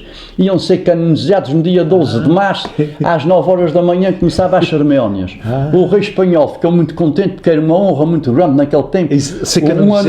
Uma nação de um cidadão santo ao mundo, era uma honra muito grande. O rei espanhol ficou muito contente e mandou um representante seu agradecer ao Papa e dar presentes. E decretou feriado nacional. O dia 12 de março era feriado nacional em toda a nação espanhola, onde Portugal estava incluído. E pedia a todos os presidentes de Câmara, isso é interessante. É interessante. Pedia a todos os presidentes de Câmara que fizessem uma pequena festa, mesmo muito pobre que fosse, ou muito simples que fosse, mas que fizesse uma pequena festa para alegrar. Já estou a vender que você vai chegar. Para alegrar o povo de seu concelho. Que interessante. E então, uns dias antes dessa data, o governador civil, o presidente da Câmara de Angra, mandou os funcionários de Angra convidar todas as freguesias, que naquele tempo havia pouco mais da metade daquelas caboclas. Sim, senhor. Mas foram convidar as freguesias que havia para virem com a moda de um baile à antiga, ou uma moda de cantares regionais, ou uma peça de teatro, mas só podiam trazer uma moda que era para todos representáveis, e começava às 9 horas da manhã e às 2 da tarde tinha que acabar, porque mais para a tarde era uma surpresa para o povo da ilha. E depois mas nesse dia 12 de março apareceu pouca gente. Só apareceu 3 ou 4 bailes à antiga e um baile ao Deus de cantares regionais, e não apareceu mais ninguém. Porque não havia transportes. Exatamente. As pessoas iam para as cidades cansadas em cavalos ou burros e a maior parte vinha a pé. Esses bailes, o primeiro baile a bailar na Praça Velha foi o baile ensaiado por os funcionários da Câmara. Era um baile espanhol, lá à moda espanhola. Exatamente. E depois é que foi os bailes da freguesia, que já eram mistos, pois as raparigas já estavam casadas, já fechavam já das duas bandas. Mas dos bailes das freguesias teve um baile que era diferente dos outros todos, diferente no vestuário e balhado e tudo. O vestuário era colorido. E os rapazes, nas calças dos rapazes, tinham fitas de papel da grossura de um polegar que chegavam da cintura até ao pé. Só na cintura para baixo. Uma fita vermelha, uma amarela, outra verde, colados às calças ou ponteados nas calças, isso é na série. Exatamente. E em cima dos ombros tinha uma divisa de fitas, um par de fitas viradas para trás, as outras por diante, os chapéus dos rapazes. Eu tenho ali os chapéus, estão ali metidos, as abas de chapéu dos loados era colada à copa, fazia um chapéu pequeno, espécie de uma crista de galo. E as raparigas eram saias compridas e tinham as mesmas divisas dos rapazes em cima e também tinham um cinto com fitas. Os vestidos eram compridos e as fitas estavam presas só ao cinto. Não estavam presas ao vestido. E então elas pegavam naquele cinto e estavam à volta da cintura. As fitas estavam por fora das saias, mas o vento mexia com elas. Não se estrelhava porque estavam presas ao cinto. E nos ombros era a mesma coisa dos rapazes e na cabeça tinha espécie de uma granela. Esse foi o último baile. Mas o baile era extremado por tudo isso que eu acabei de dizer, e quando fizeram o baile, as raparigas fizeram uma roda grande e estavam separadas meio metro umas das outras, porque as raparigas iam tocar castanholas. Foi a primeira vez que apareceu castanholas na Ilha Terceira. E estavam desviadas e dentro do baile tinha uma fila, ou uma fiada, como a gente diz, de 6 ou 7 soldados dentro do baile. E as raparigas é que faziam a roda à volta dos soldados. E então as raparigas começaram a tocar castanhelas, começaram a cantar e começaram a andar da esquerda para a direita. E os rapazes começaram da direita para a esquerda a bailar a dança de shotos. E o que é a dança de shotos? Tu vais compreender isso, vais lá ter direito. A dança de shotos é um rapaz antes de dar uma passada, ou uma rapariga antes de dar uma passada, dá um salto. Tal e qual como as danças de espiada. As marchas das danças de espiada, quando é nas marchas, um rapaz ou uma rapariga, antes de dar uma passada, dá um salto, dá um pulo. Se não reparaste, vais reparar agora quando for para o Já reparei. Daí é que nasceu a ideia, a raiz das nossas danças de espada, nascer de tal baile. Bom, eu vou reduzir, ainda tinha mais umas coisas para dizer, mas eu vou reduzir, porque eu quero falar na surpresa. Depois dos boatos, depois era pouco, já era para acabar às 2 horas da tarde, mas a 1 hora da tarde já tinha acabado, porque não foi quase ninguém das freguesias. Foi 3 ou 4 boatos e pouco mais do que isso. Há um funcionário da Câmara que pôs uma cadeira lá no meio daquela pequena plateia, porque era pouca gente, e disse: agora vou anunciar a surpresa da tarde. Há aqui 2 rapazes, 2 soldados que vieram da Espanha aqui para a tropa, aqui para a Ilha Terceira. Esses rapazes eram de uma aldeia do interior da Espanha, mas de uma aldeia muito longe de vilas e cidades, era uma aldeia meio atrasada. E as festas que eles faziam lá, a única festa que eles faziam lá era touros, amarrados pelos jaguares. E porquê é que os touros eram amarrados pelos jaguares? Porque os touros nos jaguares têm metade da força que têm no pescoço. Também se não sabias. Não sabia. Um touro para os jaguares tem menos força. Eu não sabia. É pá, no pescoço é que tem a força toda, tem o corpo todo. É verdade. Agora o galho ele rende. E lá havia touros. Esses rapazes casaram com raparigas aqui da freguesia, ou aqui à volta de São João de Deus. Sim, senhor. Raparigas essas que tinham terras e casas. E um desses rapazes tinha 4 filhos machos e o outro tinha 3. E eles, lá quando era com as famílias, diziam: olha, quando tinha a idade de vocês, lá na minha aldeia, a gente amarrava todos pesgoados e a gente brincava, passámos lá às tardes a brincar, era o nosso divertimento, porque a gente estava longe de vilas e cidades, era um lugarzinho atrasado. E os filhos diziam: porque é que o meu pai não faz todos aqui? Pois a gente tem todos na Ilha Terceira. Mas nunca ninguém correu, eu ainda vou correr, que ainda faço. Mas quando os fundos da Câmara foram convidar as pessoas ali daquela zona de São João de Deus, que estou a dizer que é ali, exatamente, é naquela zona, os tais homens, que eram os pais dos rapazes que tinham visto touros lá na sua freguesia, disseram aos funcionários: mas a gente não vamos com boados, a gente gostava de ir com touros à moda da nossa terra. Vira-se ao senhor: eu vou falar com o senhor Presidente, se ele quiser vocês vão fazer. Foram os tais homens e mais os funcionários falar com o Presidente da Câmara. E os funcionários disseram: senhor, estes rapazes não querem vir com baixo, querem vir com touros à moda da sua terra. E lá contou. O Presidente da Câmara aceitou, mas disse: vocês vão correr esses touros, como aconteceu. Não é amarrar? Não, era amarrar os pesgoados. Vocês façam tal e qual como é na sua terra. E esses touros, os prejuízos que esses touros derem vocês, os que vão à corda que vão pagar esses prejuízos. Vocês têm terras. E eles diziam: a gente não está, mas as nossas mulheres estão. Então vocês podem ir à corda.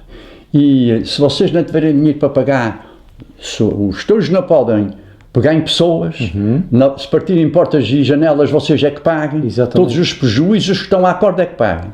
E se houver mais touros daqui para lá, se o povo que está a querer dar touros, só pode ir à corda quem tiver terras. Caso não tenha dinheiro, parte das terras vai a leilão para se pagar. A não ser que vocês façam, o Presidente da Câmara é que deu a ideia, a não ser que vocês façam outra coisa. Os pais, os parentes e os vizinhos assinam num papel que são os responsáveis para as despesas. Sim, senhor. Daqui nasceu os mordomos. Sim, senhor. Daqui nasceu os mordomos. Isso tem a sua história, isso é Benoite. Não se conhecia. Isso é Benoite. É Benoite. Isso é Benoite de veras. É bem Benoite. O que é certo é que o Presidente e o Presidente disse mais: como é a primeira tarde de touros, não pode estar nem crianças, nem mulheres, nem homens velhos. Isto é só para rapazes. Sim, senhor. Os touros principiaram às 3 horas da tarde, era só 2 touros, às 4 já tinha acabado os touros. Como não tinha mulheres, nem teascas, nem ninguém, os rapazes, mas os touros bolharam 3 ou 4 paredes.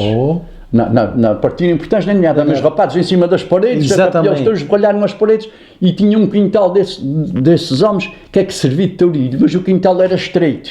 E os homens laçavam os touros fácil, um de cada lado, com a agulhada, era fácil de laçar o touro. E o quintal era de paredes altas, os touros não fugiam de lá para fora e também era só 2 touros. Exatamente. O que é certo é que os pastores, quando acabou os touros, foram levar os touros ao mato e os rapazes não tinham raparigas para falar, nem tinham tascas para beber, nem nada, viraram-se a tapar as paredes e taparam as paredes. E taparam mesmo as pedras que estavam no quintal que servia de tourinho, ficou tudo direitinho. Os outros, quando chegaram cá abaixo, viram os rapazes aos grupos a falar, e então um dizia: eu gostei disso, olha, eu estou à espera desse homem e quero que ele vá também com touros à minha freguesia. E o outro dizia: não, eu também quero que ele vá à minha. Tu querias esperarem para os pastores, quando chegarem cá abaixo, eles disseram: olha que a gente gostamos disso, a gente quer que tu vayas com touros à minha freguesia. Isto é bem interessante. E então os pastores disseram: eu posso ir, mas como aconteceu?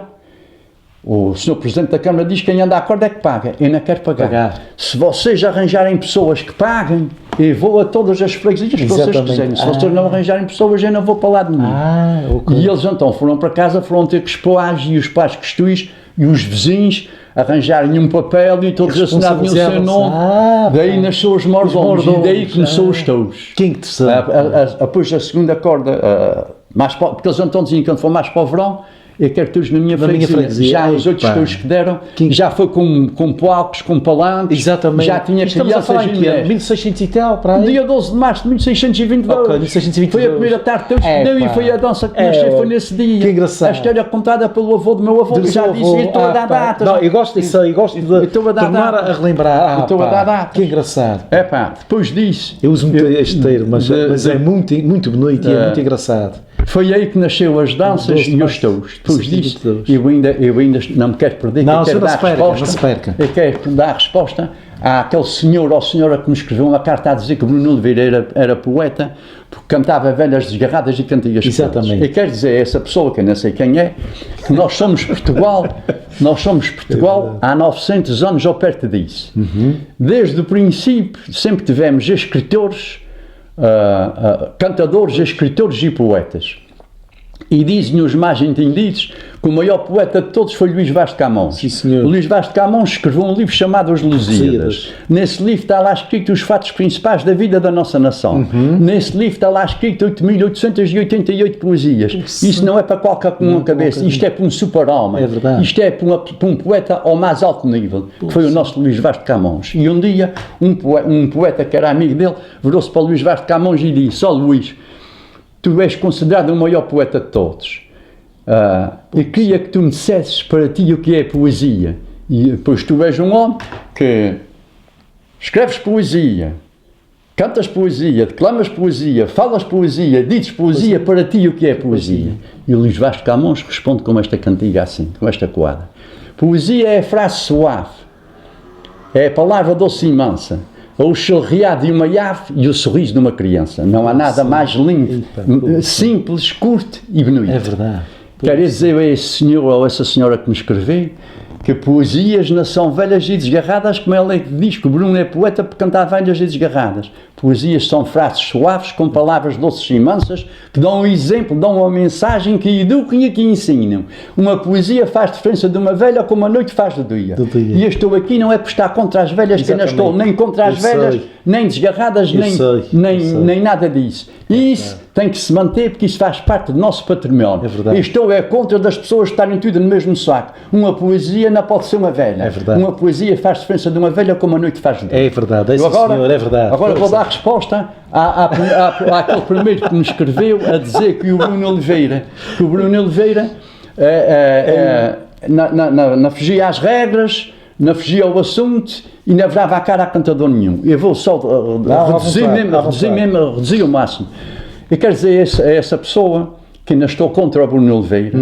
Eu sei que o Bruno Oliveira e a família dele é uma família honesta e séria que merece a estima e consideração de todos quantos os conhecem. É verdade, é verdade. E estou a falar de cantigas, e quero que as pessoas fiquem a saber que ainda estou contra o Bruno Oliveira. Exatamente.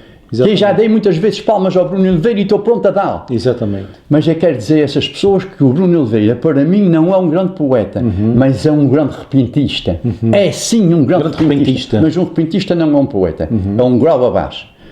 Isto é a minha opinião. Eu não estou a falar mal do rapaz. Eu já disse, já dei palmas e estou pronto a dar. Exatamente. E já disse que o Bruno é uma pessoa honesta e séria e mais a família. Exatamente. Mais do que isso ainda posso Exatamente. dizer. Eu só quero que as pessoas vejam que ainda estou contra o Bruno Oliveira. E então, o Bruno Oliveira cantou com José Borges na freguesia de Ponte da Gasta, em São Miguel. Isto aqui há poucos anos, a data certa eu não sei, mas sei que foi na freguesia de Ponte da Gasta. E o José Borges virou-se para o Bruno e disse-lhe assim: tu é que vais escolher o assunto, a cantar. Exatamente. E o Bruno virou-se para ele e disse-lhe esta cantiga: José, canta para aí cantigas ao improviso, que o Bruno está aqui para aquilo que fosse preciso. Quer dizer, o Bruno dizia que a cantiga é bonita e está bem feita. O Bruno dizia que estava disposto a qualquer uma coisa que sabia tudo. Qualquer assunto ele entrava. E o José Borges respondeu a ele e disse: o José não se compromete, mas vou fazer a chamada. Falamos no número 7 que está na Bíblia Sagrada. Ora, quem lê a Bíblia, logo nas primeiras páginas da Bíblia, vê que Deus fez o mundo em 6 dias e descansou ao 7º dia. Isto é o número 7. Na Bíblia, mais adiante, nós vemos que Jesus Cristo, quando pregava as verdades da fé, o perdão e o amor, há um compatriota dele, um judeu, porque Jesus Cristo é de judeus, virou-se para Jesus Cristo e disse: mestre, falaste aí no perdão, quantas vezes eu devo perdoar ao meu irmão? 6 ou 7 vezes. E Jesus Cristo, estás-me a dizer, e Jesus Cristo disse-me 70 vezes 7. Mais adiante tem os 7 dons do Espírito Santo. A Igreja tem os 7 sacramentos, tem os 7 pecados mortais, tem as obras da misericórdia que são 14, mas divididas em 2 7 corporais, 7 espirituais. Tinha 7 que estava para eles cantarem toda a noite. E então o Bruno Oliveira virou-se para o José Borges e disse: 7 sopros, 7 dons espalhados por qualquer canto. Podem ser os 7 dons do Divino Espírito Santo. O rapaz levou uma grande salva de palmas, mas essa cantiga tem um erro chamado um chavão. Não é uma gafa, é um chavão. E um chavão, uma cantiga são 4 rimas. E a última palavra de cada rima não pode ser igual às outras 3. Se for igual, escangalha a rima.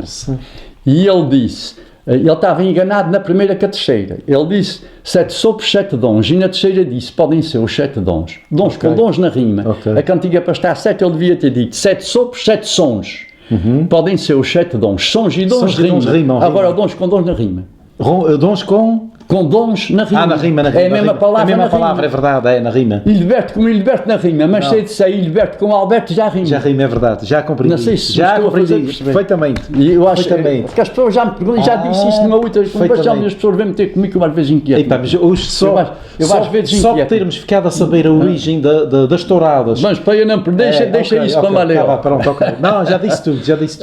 O que é certo é que é muito depois o José Borges, o Bruno disse isso e o José Borges virou-se para o Bruno e disse, teve quase, em vez de José Borges emendar, como o Sr. Rui e os outros faziam antigamente, quase que ele teve a dar um elogio e disse-lhe esta cantiga.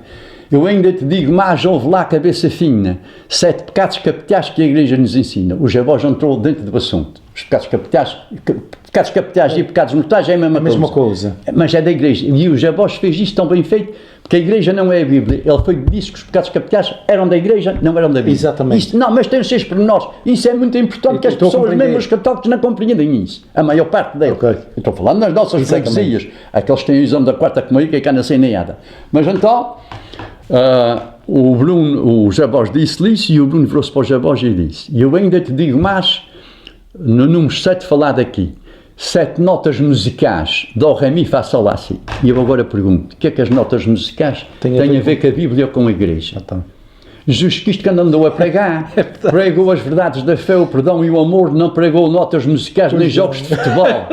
Ele pregou foi as verdades da fé. É verdade. A cantiga de Bruno estava fora do assunto. O Bruno foge ou não foge ao assunto? Foge. Eu não estou contra o Bruno, estou contra as cantigas. Estou a perceber. E depois o José Borges disse-lhe mais esta. E se formos analisar e levarmos mais avanço, 6 dias para trabalhar e 1 só para descanso. O José Borges, nessa cantiga, disse aquilo que eu referi agora há bocadinho. Deus fez o mundo em 6 dias, descansou ao 7º dia. E o Bruno torna a fugir ao assunto e responde ao José Borges e disse-lhe assim: o número 7 é dos mais belos, e disso tenho a certeza, representa os 7 castelos da bandeira portuguesa. O que é que castelos da bandeira portuguesa têm a ver com a Bíblia? Ou com a Igreja? Nada, a cantiga está bem feita. Não, isto tem que se dizer. Não, a cantiga está bem feita, a cantiga de Bruno está bem feita. Não correspondem ao assunto. Só é que estava fora do assunto. Isto para dar resposta àquele senhor que dizia que o Bruno nunca fugia do assunto. É verdade, mas foge. Tornou a fugir.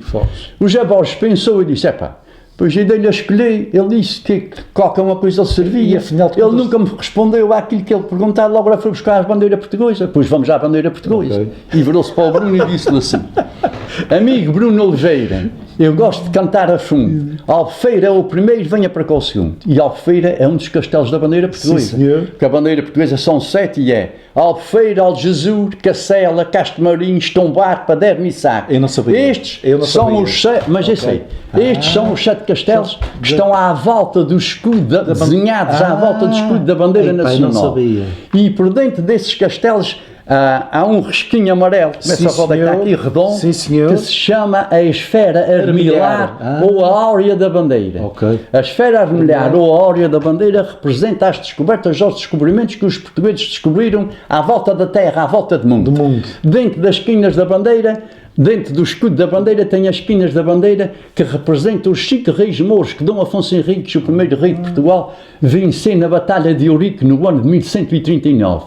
E esses reis são o rei de Marrocos, o rei das Astúrias, o rei de Leão, o rei de Navarra e o rei de Castela. Esses são os 5 reis representados nas 5 esquinas da bandeira portuguesa. E dentro das 5 quinas há 5 pontinhos brancos que representam as 5 chagas de Cristo. E porquê é que as 5 chagas de Cristo estão representadas na bandeira portuguesa? Reza a história que Dom Afonso Henriques contou que a sua boca aos seus 6 filhos e aos 6 netos, que um dia antes da tal Batalha de Eurique, teve um sonho profundo. E nesse sonho viu Jesus Cristo pregado numa cruz, mas a certa distância. E o nosso rei, o nosso rei ficou nervoso e assustado. E estava nervoso e assustado, e depois aquela cruz veio-se aproximando. E à medida que a cruz se aproximava, acalmava-lhe os nervos. E o susto foi acalmando. E quando a cruz chegou perto do nosso rei, a uma distância de 1 metro ou 2, ele estava completamente calmo. E sentia um bem-estar, uma coisa inagualável, como nunca tinha sentido na sua vida. E virou-se para a cruz e disse: Ó Jesus, é tanto bom estar aqui ao teu lado. Eu peço perdão para os meus pecados e peço-vos para que me dê a força, coragem e ânimo para que vá à luta e seja vencedor. E ele ouviu uma voz que vinha do além, de muito longe, uma voz poderosa, meiga e doce, que lhe disse: vai à luta que eu te ajudarei. E acordou. Acordou, estava de dia e a cruz desapareceu. Estamos a falar de Dom Afonso Henriques? Dom Afonso Henriques. Isso é a respeito dele ter vencido os 5 reis. Quando ele ouvia a voz: vai à luta que eu te ajudarei. Ele contava isso aos filhos e aos netos, convencido que aquela voz lhe dê força, dê ânimo, dê coragem, para que ele foi à luta e venceu os 5 reis maus. A parte vermelha da bandeira, tu já sabes, representa o sangue derramado nas conquistas e batalhas que os portugueses derramaram à volta da terra. E a parte verde representa a esperança de uma grande nação. Depois, o José Borges, quando disse ao Bruno Oliveira: amigo Bruno Oliveira, eu gosto de cantar a fundo, Albufeira é o primeiro, venha para cá o segundo. O Bruno sabia os castelos, mas não sabia o nome dos castelos. E depois, o Bruno, como não sabia, vira-se para o José Borges e disse-lhe assim: tu canta ao cantador que eu gosto de te ouvir dizer, Albufeira, canta ao cantador que eu gosto de te ouvir dizer, tu és bom para professor e é bom para aprender. Querem dizer, tu ensina-me que é que és professor que eu não sei. O José Borges não gosta e vira-se para o Bruno e disse assim: louvado seja Nosso Senhor, isso assim não é cantar. Tu é que és o professor e eu é que te vou ensinar. E eu agora digo àquele senhor que o Bruno nunca virava a cara a ninguém, mas ficou com a cara virada quando cantou com o José Borges. É verdade, fugiu completamente ao assunto. Foi sempre, fugiu completamente, sempre. É verdade. Tens um canal, tem canal das 12, na freguesia de Porto Martim, em 2015, o Bruno cantou com o Tiago Clara. Sim, senhor. E o Tiago Clara foi buscar as obras da Misericórdia. É verdade. E o Bruno disse que era 14, disse que era 7. É verdade. E disse a primeira, e o Tiago Clara disse a segunda. Quando o Bruno foi dizer a terceira, disse: pá, eu sei as obras, mas eu não há aqui, eu já lá. E o Tiago Clara disse: tu és professor e és catequista e ainda sabes as obras da Misericórdia. Mas o Tiago Clara disse muito mais do que isso. Isto fica para os espectadores verem no teu canal o que é que o Bruno disse. Eu sei o que é que ele disse. Exatamente. Não diga agora aqui é pequena que é. Não, já meteste. Agora não sei se está, mas já meteste.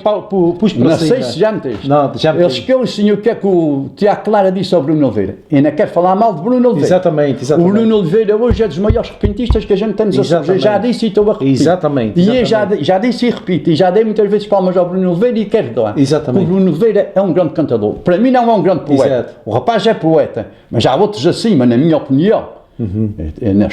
Agora que é um grande repentista Agora o que eu queria dizer é que eu quero encurtecer a nossa conversa, e o Bruno que tem é que gosta muito de uma briga. O Bruno gosta de uma briga. E eu vou dar um exemplo, não vou aqui falar sem dar exemplos.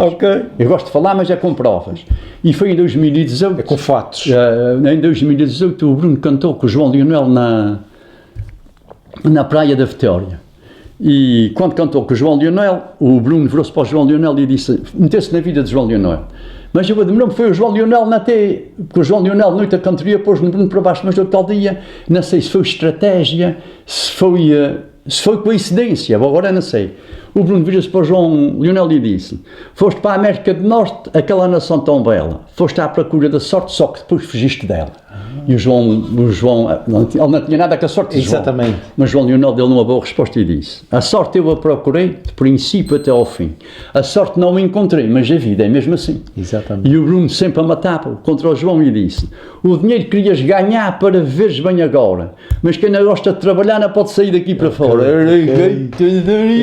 O Bruno é que disse ao João Lionel. O Bruno é que disse ao João Lionel. E o Bruno é que levava as palmas. O Bruno não precisa dizer muito para levar palmas. Estou a perceber. Mas então isso já foi em 2018, não foi há muito tempo. Mas o Bruno é que levava as palmas. E o João Lionel virou-se para o povo e disse: ao povo que és ordeiro, e que a palavra de mãe é tão doce. Se não fosse o dinheiro, não havia um imigrante que fosse. E o Bruno então matou outra vez e disse: ele o dinheiro procurava para a vida ter mais carinho, mas o dinheiro não estava nas valetas de caminho. E mais palmas para si. E o João Leonel disse: eu emigrei, me acompanhei, já fui grande, sou miúdo. Fui à procura de dinheiro, mas o dinheiro não é tudo. E o Bruno, sempre a matar para o João, e disse: mas dizer-te é preciso que este João merece. Quando a cabeça não tem juízo, o corpo é que padece. Mas o que é que o Bruno tinha a ver com a vida de João? É verdade que o João andou escangalhado aí, mas nem tu nem eu hoje não tem nada com o João. Mas é o que o senhor diz, ele gosta de pequeno. Mas ele gosta de pequeno. Mas eu até, se me des licença, não, só mais um quarto de hora. À vontade. Tu hoje estás mais à vontade lá. Não, estou. Depois fazes isso em duas partes, mas o que for a primeira parte é a primeira parte e o que é a segunda. Eu na meia vou ter que dividir em 3 ou 4. Mas vamos outra vez. No YouTube não há problema. Mas metade num dia, metade no outro. Isto é para a minha conta. Mas é porque isto está-me a calhar, eu amanhã depois posso ficar, já me deu uma crise aí 2 ou 3 vezes, se der mais uma já não falo mais. Não, ainda que é crise, exatamente. Temos que aproveitar. O que é certo é isso que temos que aproveitar. E eu isto está-me a vir à cabeça, isto não é estudado, isto é coisas que sei, às vezes calha, outras vezes na calha. E então, o João Leonel já estava farto de Bruno estar sempre a contrariar e vira-se para o povo que estava isto foi na Praça da Praia, para as festas da cidade. Da cidade da Praia. Da cidade da Praia.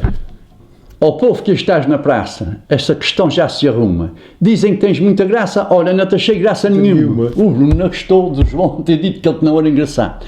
E vira-se para o João e disse-lhe assim: tu és mais velho, eu sou mais novo, mas estamos os dois aqui. Eu estou a cantar para o povo, não faço caso de ti.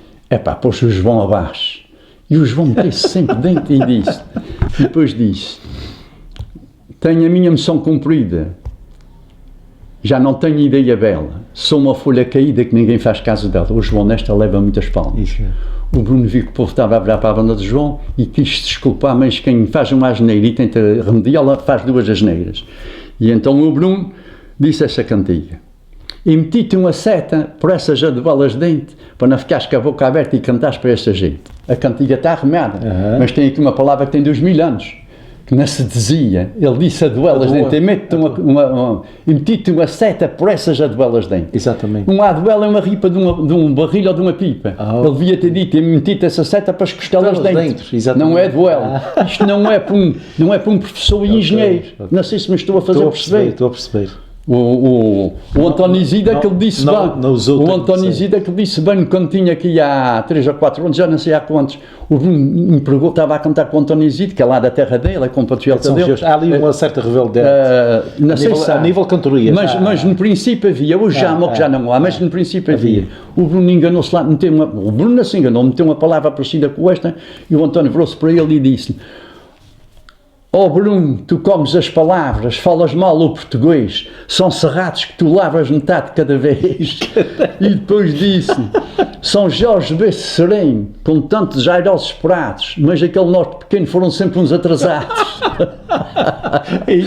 Mas o Bruno também respondeu e disse: eu conheço muitos senhores que nasceram num beijo sem fundo e ao saírem dos Açores já dizem que isto aqui é o fim do mundo. Querendo dizer, também é verdade. Também é verdade. Também é verdade. E o António virou-se para ele, mas o António virou-se para ele e disse: matava-se esse rapaz se tivesse a mesma certeza dos pontapés que dás na gramática portuguesa. Isto é de amarrar tudo. E depois disse-me: tu tens remédio para as lombrigas que dá para curar qualquer um, mas na métrica das cantigas não tens remédio nenhum. O Isidra que disse ao Bruno. O António Isidra que disse ao Bruno. Isso é agora a respeito disso. Se eu posso dizer mais 2 dúzias de cantigas, eu digo, isso não pode, eu vou já acabar aqui. O senhor é que sabe. Então eu vou dizer. Olha, é mais um quarto de hora. São 4 horas, eu vou ser sincero, tem só uma coisa às 5, em Angra, na Câmara. Sim, mas então eu vou dizer, então eu vou já dizer. Temos saído a 25 minutos, se quiser usar tudo, usa só a coisa. Então só vou dizer mais uma. À vontade. Foi também uma cantoria que o António Zito cantou com o Bruno Oliveira. Sim, senhor. Ele cantou 2, uma no Lago São João das Lajes e outra no Salão das Lajes. Mas eu vou só dizer Salão das Lajes, a outra vai ficar para outra vez. O Bruno cantou com o João Leonel, mas o Bruno tinha cantado 15 dias antes no Lago São João das Lajes e eles picaram-se lá, houve uma briga que o Bruno chamou o bêbado ao João e o João depois disse uma cantiga que eu quero dizer lá aqui. O Bruno chamou o bêbado, o Bruno disse assim: digo a grandes, digo a pequenos, e sei que tu és ruim, mas se tivesses bebido menos já não cantavas assim. E o João estava a cantar lindamente. E o João respondeu-lhe e disse: não sei se foste confiado no teu verso reles e cru, mas é mesmo embriagado, canto melhor que tu. Foi uma cantoria brava. E vou dizer outra cantoria que foi parecida com essa, ou até pior. Tinha cantado lá em Lago de São João e dali a 15 dias foram cantar num dos salões lá das Lajes. Quando eu cheguei lá, eles já estavam em cima de palco e o Bruno trouxe para o João e disse assim: ao tempo que eu já não te via, já tinha saudades tuas, mas fui pescar-me, porque ele tinha cantado 15 dias antes com ele, disse aquilo, foi pescar no povo, deu logo palmas para o povo, era a gozar com ele, mas o povo compreendia aquilo, foi logo palmas para o Bruno. E depois o João também entrou logo a matar e disse: não gosto de dar castigos, porque o castigo é sempre eterno. Já mandei muitos amigos para as profundas do inferno. Também foi uma cantiga de estar para baixo. E o Bruno disse uma cantiga bastante, disse-lhe assim: já estás a embravecer, bota cantigas para cá. Eu hoje é que quero ver se realmente sabes cantar. Desafiou. Isso é que se chama uma cantiga desafiante. Esta cantiga dá para uma lição de história, para um caso da Bíblia, dá para tudo. Esta cantiga que o Bruno disse, dá para qualquer assunto. Dá para enverdar. Isso é que é desafiar, eu quero ver se tu sabes cantar. Sim, senhor. E o João vira-se para ele e diz: rapaz, vem devagar, o teu tempo está-se a passar.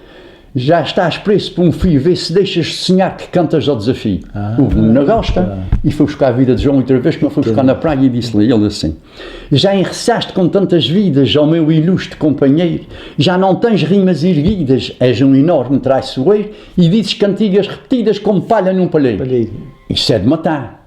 O Bruno quando disse: já enriçaste com tantas vidas, quem dizer, sabes o que é que isso quer dizer? O João foi para a América e que a mulher do como é aquele lá que é da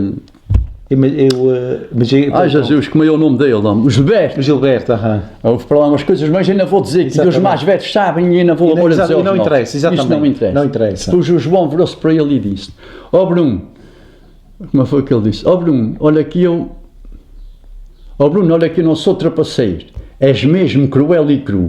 Ainda me dizem que tu és engenheiro. Procurei no teu baú e vejo que há muitos sapateiros que têm mais cultura do que tu.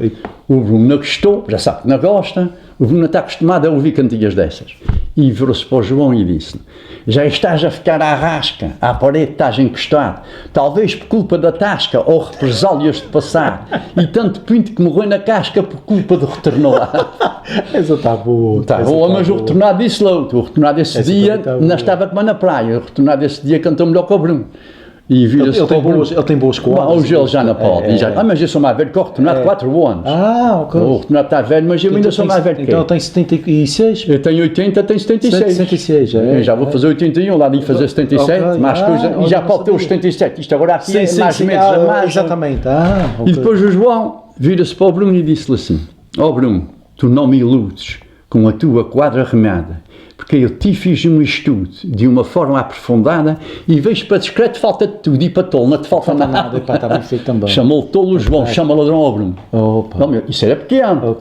E vira-se para o João e disse: tu és um incompetente ao meu amigo João. Agora não foste inteligente, mas já te arranja um travão. Antes ser deficiente do que ser um ladrão. O Bruno levava muitas palmas, mas nesta não levou muitas palmas. E o João chamou tolo ao Bruno, o Bruno chamou ladrão ao João. Não sei se estás te sentindo às cantigas. A gente se fizer a nossa às cantigas é que a gente pode às vezes quando estamos a ouvir a cantiga naquele momento a gente não faz bem. Mas o forte que está é que eu fico sempre com uma ideia. E ele depois penso, vou lá buscar. Não sei se estás a perceber. É o forte que está. Mas vou aprender uma cantiga ou duas, mas se eu vou a 20 cantorias, são 40 cantigas no fim do ano. Em 10 anos são 400 cantigas. Por isso isso é muitas. O que é certo. A minha curiosidade agora não é para querer fugir ao assunto, é quando isto voltar a ter cantorias, se isto vai com a mesma força. Mas vou acabar a resposta que o João deu ao Bruno. O Bruno disse que ele era ladrão, não foi quase indiretamente, foi indiretamente. O João vira-se para ele e disse-lhe uma sextilha dupla. A palavra dupla é minha. E digo dupla porque uma sextilha são 6 rimas e o João disse uma cantiga com 12. Por isso eu digo sextilha dupla. E o João olha para o povo, fez um suspense. Sabes o que é um suspense? Fez um minuto de silêncio. Não foi um minuto, uns segundos. E depois virou-se para o Bruno e disse: andei descalço e de tamancos. Tamancos é galochas para quem não sabe o que é. Tu sabes, mas os mais novos podem não saber. De madeira. Andei descalço e de tamancos. A vida destas coisas está. Tinha parentes e tantos por esse mundo além, andei entre pretos e brancos sem roubar nada a ninguém, nem a ti te roubo espigas, nem te roubo parabéns, nem te roubo tuas intrigas, porque de mau princípio vens, nem te posso roubar cantigas, que é coisa que tu não tens. Epá, isto está disparado. O João levou uma salva de palmas que devia ter levado quando disse as outras e não levou. Isto foi uma cantiga muito. Isto é o Bruno, quem mais o pica, mais pecado ele fica. Pois. Mas esse dia o Bruno fez ao contrário. O Bruno devorou-se à cantiga de João. Ele nunca viu o Bruno fazer aquilo. E vejo o Bruno a cantar como tu vês e mais o Jair dizer. Exatamente. O Jair dizer diz cantigas de abrir o chão, como a gente diz, como o nosso povo. E o Bruno nunca lhe aperta a mão. Aperta a mão sem no princípio, aperta-lhe a mão. Mas o Bruno, o Jair dizer diz cantigas como esta, ou melhor do que essas. E o Bruno Oliveira nunca lhe aperta a mão. O Bruno Oliveira diz uma palhaçada que não vale. Eu ia dizer um palavrão. Não vale nada, coisa nenhuma. O Jair dizer vai a ele, dá-lhe um toque, dá-lhe um carinho, dá-lhe um aperto de mão. Pois é, mas isto também. Não é isso é lá com eles, já não tem nada com isto. Isto não tem nada. Mas o povo todo repara e fala. Eu estou a falar, mas eu sei que as pessoas. Depois eles vêm-me dizer a mim. Mas isto é uma grande cestinha. Mas isto é uma grande cestinha. É, sim, senhor. Depois disto eu vou acabar, vou dizer mais uma cantiga. Não, mas eu vou acabar com mais meia dúzia de cantigas. Espera só mais 10 minutos. Não, é que estou aqui. Eu podia dizer mais uma, mas vai ficar para trás. Eu gosto de cantigas dessas e quero terminar com uma cantoria boa. Ou foi nas 4 Ribeiras ou na Casa da Ribeira, mas eu penso que foi na Casa da Ribeira. O Bruno cantou, mas o Bruno esse dia estava de 6 dias, estava a cantar bem. E eu quero mesmo fechar com coisas boas. Exatamente. E o Bruno virou-se para o António Zito e disse-lhe assim: tu amanhã vais para Lisboa e eu vou para a nossa terra, para São Jorge. Se quiseres que eu leve uma lembrança ou um recado para a tua mãe, eu estou aqui à tua disposição. O Bruno, isto é em cantiga, mas eu não sei exatamente. Não posso saber tu. Exatamente. E então o António Zito respondeu com uma cantiga, que é daquelas cantigas que mexem a alma. O António Zito virou-se para o Bruno e disse-lhe assim: virou-se para o Bruno e disse-lhe assim, como foi isso que é? Ó Bruno, eu até tinha.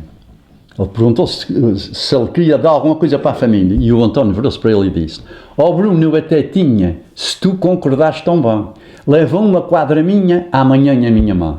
Que gesto bonito, que gesto romântico, que gesto de amor, afeto e carinho. Quem tem um filho desses tem uma relíquia de valor incalculável. Isto são palavras que não ouves todos os dias na boca dos nossos cantadores. Não há... Haja ouvido a boca dos poetas, mas os poetas fazem poesias, mas pensam para dizer. Uma cantiga ali. E o poeta é uma coisa e um cantador é outra completamente diferente.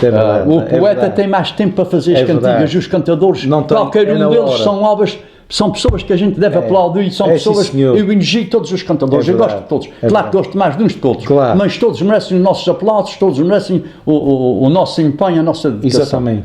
E depois o Bruno virou-se para ele e disse: vamos diz a cantiga, para ele dizer a tua mão. E o António virou-se para o Bruno e disse-lhe assim: quem inventou a distância não se lembrou que o amor é chama, arde com a mesma ânsia de quem se quer e de quem se ama.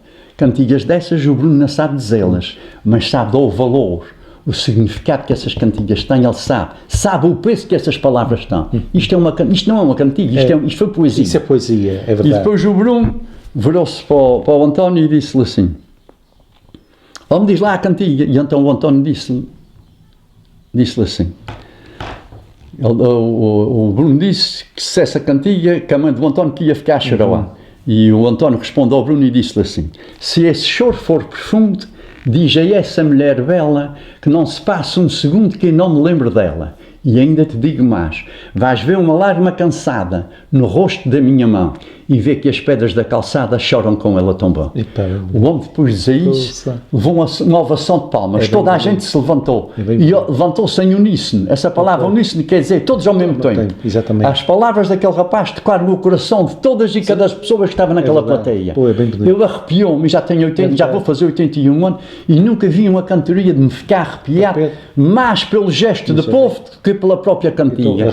Parece que as pessoas estavam combinadas quando ele acabou de dizer esta isto é uma oitava. Ok. Quando ele acabou de dizer essa oitava, Montou-se tudo toda ao a mesmo gente, tempo. tudo ao Ok. mesmo tempo. Epá, A gente vê nas danças e noutros lugares, É verdade. levanta-se dois ou três e depois dali a uns que se segundos levanta, outros não. e no fim está O toda a impulso gente foi levantar. geral, o Mas impulso ali foi foi em geral. uníssono, Ah, foi epá, tudo, epá, aquilo engraçado. arrepiou-me, É bem bonito. aquilo encheu-me o coração. É verdade. Depois o Bruno virou-se para o António e disse